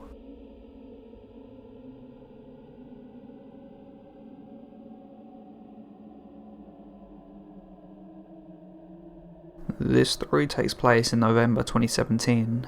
I was 18. I'm a very short girl, 4'10", and I get anxious when someone even looks at me in a way to suggest they might not like me. So needless to say, I am incredibly non-confrontational. My friend and I were out shopping. It was something we'd do maybe every few months just to bond since we didn't have much time to hang due to college. She's just like me, barely scraped 5'1" and very non-confrontational. It's probably why we became friends. On every shopping trip, we'd find ourselves in Ann Summers. We're both overly endowed and struggle to find bras anywhere else. And Ann Summers had some great sales, so we'd grab at the cheap bras while we could. This shopping trip wasn't any different. We browsed shops until we got to Ann Summers, but that's when things took a turn. I had barely stepped foot into the shop when a woman with sort of a Slavic accent stopped me. Her finger jammed into my chest. "Spit the gum out," she demanded. Assuming she was an employee, I gave a very sheepish, "I'm really sorry," and ran out of the shop and spat my gum out and threw it away. When I went back in, I realised that this woman was not an employee. She was a customer who was browsing and happened to be near the door when my friend and I entered the shop. It should have been obvious to me at the time. No salesperson would ever have been like that. Not one that wanted to keep their job anyway. But I kept my head down, and when I walked past her, holding my breath in hopes that she wouldn't notice me again, she didn't, and I thought I was in the clear. My friend and I browsed the shop, trying to avoid the woman, but the shop wasn't very big, probably only 15 feet by about 18 feet, so eventually I ended up at the sales stand by the door where she had been stood. I tried to keep my distance while browsing. I was looking at the price tags, but realised I didn't know what the discount was, so I leaned over slightly to check the discount sign. It's important to note that this woman had a pushchair, which is a stroller for the Americans. You'd think that maybe she had a child in this pushchair, but no, it was full of plastic carrier bags. I didn't look too much at it. but I could tell that everything in there was double bagged and tied shut. Whatever was in those bags she wanted to protect. This sense of protection became very relevant because when I leaned over to look at the discount sign, I was leaning slightly close to her pushchair. She was about 3 feet away, but apparently it was too close. The woman was on the other side of the chair, but the moment she saw me, she ran around it to where I was stood. She hit me in the face. It was somewhere between a slap and a punch. I couldn't quite tell because I was in shock. All I knew is that it hurt. "Watch the personal space," she hissed in my ear. I apologised to her. This woman just hit me and I apologised to her. I regret it now, but at the time I didn't want to provoke her any further. Not that I knew that I did anything to provoke her in the first place. In shock, I turned around and ran to the back area, grabbing my friend's hand and pulling her with me. The back area was separated by a tiny wall that only stretched halfway across the shop since the adult toys were stored there, and wanted to keep them out of sight from the general public. I stood there, holding my friend's hand and shaking as I whispered, "She just hit me," to my friend. We stood there for a good minute in silence. My friend was positioned in a way that she could see the rest of the store while I hid behind the wall. "She's gone," my friend told me. I let out a breath that I didn't know I was holding. "Can we stay in here a while?" I asked my friend, worried that the woman would be outside waiting for me. The front of the store was open, but she could have easily just been a couple of feet down the road and out of sight, waiting for me to leave. My friend agreed and we slowly browsed the shop again. About 5 minutes later we got to the counter to check out. The girl working behind the counter looked outside, then looked back at us. That woman had been in here for 30 minutes. I didn't know what to do. She told the two of us. She told me to spit out my gum when we first came in, and then she hit me because I was too close to her, I told her. "She hit you?" The worker was wide-eyed. "If I'd known that, I would have called security. I'm so sorry." I smiled and shrugged. "It's fine." It really wasn't fine, but it wasn't the worker's fault. She didn't look too much older than I did, and I wouldn't have known what to do in her situation either. Still shaken up, my friend and I made our way out the store. I looked around, but I didn't see the woman. "Can we go home now?" I asked my friend. We hadn't finished browsing all the shops, but I was just so paranoid we'd bump into the woman again. She agreed, and we got the bus home. When I got home, my parents encouraged me to report the incident to the police. I called a non-emergency line, and their answer was basically, "Well, what do you expect us to do about it?" Unless I went back to the Ansummers and requested the security footage, which I wasn't even sure if they actually had. They wouldn't do anything. It's been over 3 years now, and I'm sure that the woman was likely to have been homeless and or on drugs. It's the only explanation I can think of the carrier bags and their protectiveness. It was either everything she owned or drugs, or both.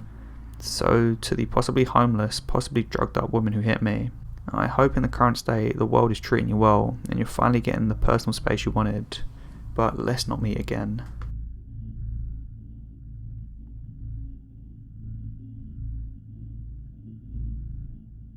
This was several years ago now, when I was in college, and I was headed back to my apartment late one night after being out with friends. As I went to make a left turn into the complex, I checked to see if anyone was behind me, and since no one was in front of me or behind me, I opted not to worry about using a turn signal. I parked outside my building, and as I was crossing the street to get to my apartment, a car was driving towards me. I wondered where it had come from, since I was sure no one was near me when I turned in, but I was only 18, very short and naive, and instead of being cautious or fearful, I instead wanted to be helpful. The car stopped approximately 16 feet or so away from me as I was right in the middle of the street, and a man got out and asked, "Do you live here?" I thought maybe he needed directions, and I told him that I did live there.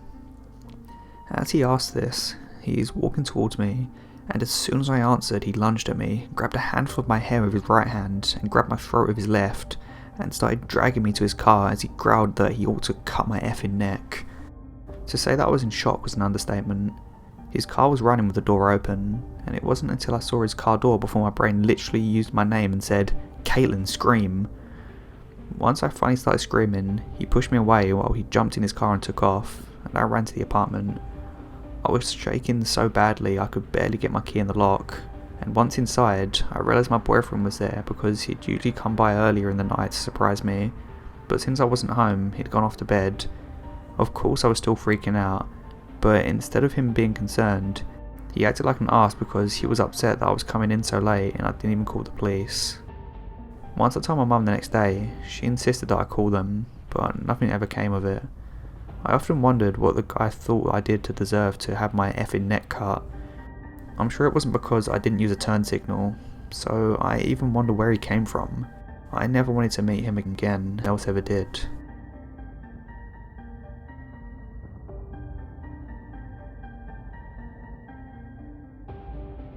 Back in July 2018, me and my 3 best friends decided to go on a vacation to Barcelona. The 4 of us, all females, were 18 at the time and just finished our freshman year of college. For context, we had planned this trip for several months, but the lazy asses we are took our time before booking our flights and Airbnb. We eventually started our search in May, and if you have ever been to Barcelona, you might know that it's already pretty late if you want to find an affordable and well located summer accommodation. We ended up scrolling on several websites for days as everything was way out of our budget. One of my friends finally found this very decent studio located on the Ramblas, a very touristy neighbourhood. The condo was actually located on a narrow street that was perpendicular to the main Rambla. You had to walk about 500 metres, about 0.3 miles, until you arrived at a sketchier end of the street, where the flat was. It didn't really bother us, as the building was pretty secure. You had to open the first front door that led to the streets, then you had to take the stairs to the second floor, where you had a second door which required another key. This second door led to 3 condos, so we had a third and final key to our personal flat. This final door didn't have any outdoor handle, which meant that if we were to leave without our keys, we would end up locked out. There was finally no outside handle on the balcony door either. You could only open the door from the inside. It might seem like a lot of details, but it's important for what comes next. The day we checked in, we're pretty excited despite our terrible exhaustment. We'd been travelling for 15 hours at that point, so we decided to go smoke a cigarette on the balcony. The balcony next to ours belonged to the next door neighbours, who were a bunch of Italian boys who we only met in that very moment. They'd been pretty loud throughout our stay, but we never thought too much of it. As last elements of context, our condo was disposed as follows. The front door led to the main room, which there was 2 of my friends were sleeping. There was a bed on the left, and at the end of the room was the living room, which also worked as a kitchen and bedroom. The sofa was foldable, where my 3rd friend and I were sleeping. We were there for 5 nights. As the young woman that we were, our daily routine was pretty consistent. We'd go clubbing every night, go home around 4 AM, pass out in our beds and wake up at 11. We'd then visit the city until about 7 PM and get ready to repeat. Our first 3 nights were awesome. We had made some male friends who were staying in Barcelona too, so we'd meet up with them and it was fun. Yet the 4th night was rather creepy. We'd gone home at 4 AM, screwed around with my friends for an hour until we fell asleep at about 5. Around 7:30, my friend who was sleeping with me in the room and suffers from sleep paralysis wakes up as she feels something is tickling her ankle. She opens her eyes and sees someone crouching at the end of the bed, his hand on her ankle, as if he was looking at something under the bed. At this moment, she's convinced that she's experienced sleep paralysis again, but the fear makes her sit on the bed and shout, "What the F?" which rarely happens with sleep paralysis as your muscles are often numb. The shouting wakes me up and I see the guy too, at the end of our bed, and still half asleep I whisper, "Edward?" I think I'd been dreaming about a friend of mine and confused this guy with him. The guy gets scared, suddenly gets up and stares at us and then tiptoes away saying, "Oops, oops, oops." He walks past the bed where my friends are dead asleep and walks out the front door. My friend and I stayed up for a long time talking about what we just experienced, and then we woke the other girls up and told them the story. We never knew how this guy broke into our flat, and he didn't steal anything, even though we had ostentatiously left our credit cards, IDs, phones and cash on the table. The only thing is, that night, we didn't lock the front door, but it was closed. So normally no one could open it as there was no handle, unless someone had a key. We chose not to talk to the police about it because of this, as it could have told us that we were responsible for not locking the door properly. We also chose not to tell the landlord for the same reason, but also because we didn't want it to ruin our last day there. We tried contacting the neighbours, the Italian guys, and went to their flat and knocked, but they never opened the door. Looking back at it, we should have definitely done something about it, as we shouldn't have stayed there for another minute, but we were too young, I guess. We never figured out what the guy wanted, nor what he was looking for under the bed. None of this makes sense, to be fair. Why would someone come to someone's place, uninvited, to look for something at 7:30 while the occupants are asleep? I guess we'll never know.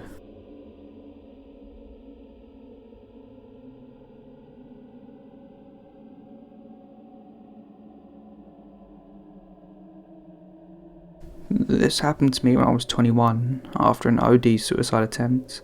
I woke up in the hospital in the middle of the night to a nurse saying he needed to replace my IV. He jabs me 2 or 3 times but doesn't hit a vein, so I ask if I could get someone else to try. He says no and keeps going. As he's doing this, he's pushing and wiggling the needles around under my skin, saying he's trying to forget the vein. By the 7th or 8th needle, it registers that he's intentionally trying to hurt me. I ask him, "Why are you doing this?" He just says, "It's your own fault you're here." I was too weak to fight back, and it was the middle of the night. There was no one else around I could call out to. I have no idea how many times he ended up puncturing me in the end. The next day, a different nurse was talking about my IV. She was horrified because she said it was the biggest needle she'd ever seen used on a living patient. Not sure why you'd need to use needles on a dead patient, but that's what she said anyway. A lot of people shrug this off when I tell them about it, but it was so terrifying being alone, helpless, and knowing that the person who was supposed to care for you hated you and wanted to cause you pain. So yeah, nurse who loves huge needles and hates mentally ill girls, let's never meet again. Edit. Thanks for everyone for your kind words of support. You don't even know what it means to me. For those wondering, I'm doing much better now. This happened 7 years ago, and I didn't report it. Very small town. I was scared that people I work with would find out about my suicide attempt if I pursued it. Plus, I was just focused on survival. You've all encouraged me though, and I'm doing my best to track this guy down and report it to someone. Sending my love to all of those who shared their own medical stories of abuse and trauma in the comments.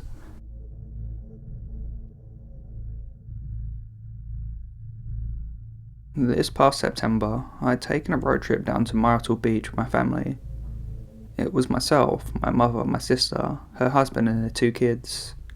We had used my car and both my sister and my husband's car to transport everything and all of us. We had rented a beach house for a little over a week and had a pretty great time. I was in the middle of a difficult point in my life and struggling with employment and being in between jobs and having just started 2 new jobs fresh. I was a little low on funds and worried about making my car payments and the like, so I opted to head home 2 days early with my car so I could try and get more hours at work. My family expressed being nervous as I planned to leave after dinner and drive through the night to get home. I consoled them that I'd be okay to be up all night and I'd just head straight home and only stop for gas and food as needed. I'm an excellent driver, a tad impatient, so I tend to go until I absolutely had to stop and take a break. However, this would be a 12-hour trip and I knew I needed breaks. So I made a point to stop at every rest stop and at least get out and stretch, so I stayed awake and didn't get too sore.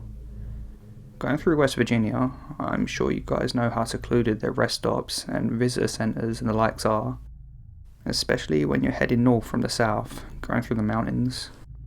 I stopped at a visitor centre because they had advertising that they had fast food joints and I had to piss like a racehorse. This was sometime very late at night, maybe 1 AM to 3 AM sometime. Side note that sent shivers down my spine after what happened. I like to drive barefoot, so I pulled in, noticed the buildings with fast food were closed, so I drove around the parking lot under street light in front of the visitor centre so I could use the restroom. Laying out my door, I took my time putting my shoes on to walk inside, having looked around and not seeing anything out of the ordinary. I checked my phone and grabbed my wallet before standing up to walk in, making sure my car horn had beeped to signal the doors were locked. Walking towards the centre, I saw a man in a white hoodie standing at the edge of the sidewalk leaning into the centre. I didn't think much of it until I passed him and got an off vibe. I glanced over my shoulder and he was watching me walk in. For some reason, I glanced to my left as I turned back to face forward and noticed another man sitting on the benches that were on the other side of the tall thin bushes. Instantly I thought, nope, nope, nope, nope, nope. I went in and peed, and before I walked out of the bathroom, I called my roommate. As dumb as it was, because he was a good 4 to 6 hours away, I just felt safer. I gave him a rundown of my situation and made him stay on the phone with me. I started to walk out, and I couldn't see the man at the front of the sidewalk anymore. I glanced to my now right and saw both men standing next to a bench. Facing forward, I saw a couple walking in to presumably use the restroom as well. I had an impulse to ask them to walk with me, but my paranoia kicked in because I knew something was wrong somewhere in my situation, and I didn't ask, thinking they might know the men. Walking briskly to my car, I explained to my roommate that the men were by the benches. Daring the smallest of the peaks over my shoulder again, I saw the man in the white hoodie walking towards me and told my roommate. Walking a few more paces, I looked back again and saw his pace had quickened. At this point, I told my roommate that he's following me to my car and I booked it. I thankfully had a fob key. I got my key out and ready, and I locked my car and practically threw myself in, not daring a glance back. I threw my car in reverse and gunned it backwards before going back into drive and sped off and didn't even stop to put my seatbelt on until I was at the exit to leave the parking lot. I didn't look back once. Stopped at the next toll road and filed a report, and the workers called for state troopers to head over to check things out. I didn't stop shaking for hours, and I refused to get out of my car until I was home. I horrified myself at the thought of, if those guys had paid attention and made their move more quickly, they could have incapacitated me at my car while I was facing the ground and putting my shoes on, and I could have had absolutely no defence.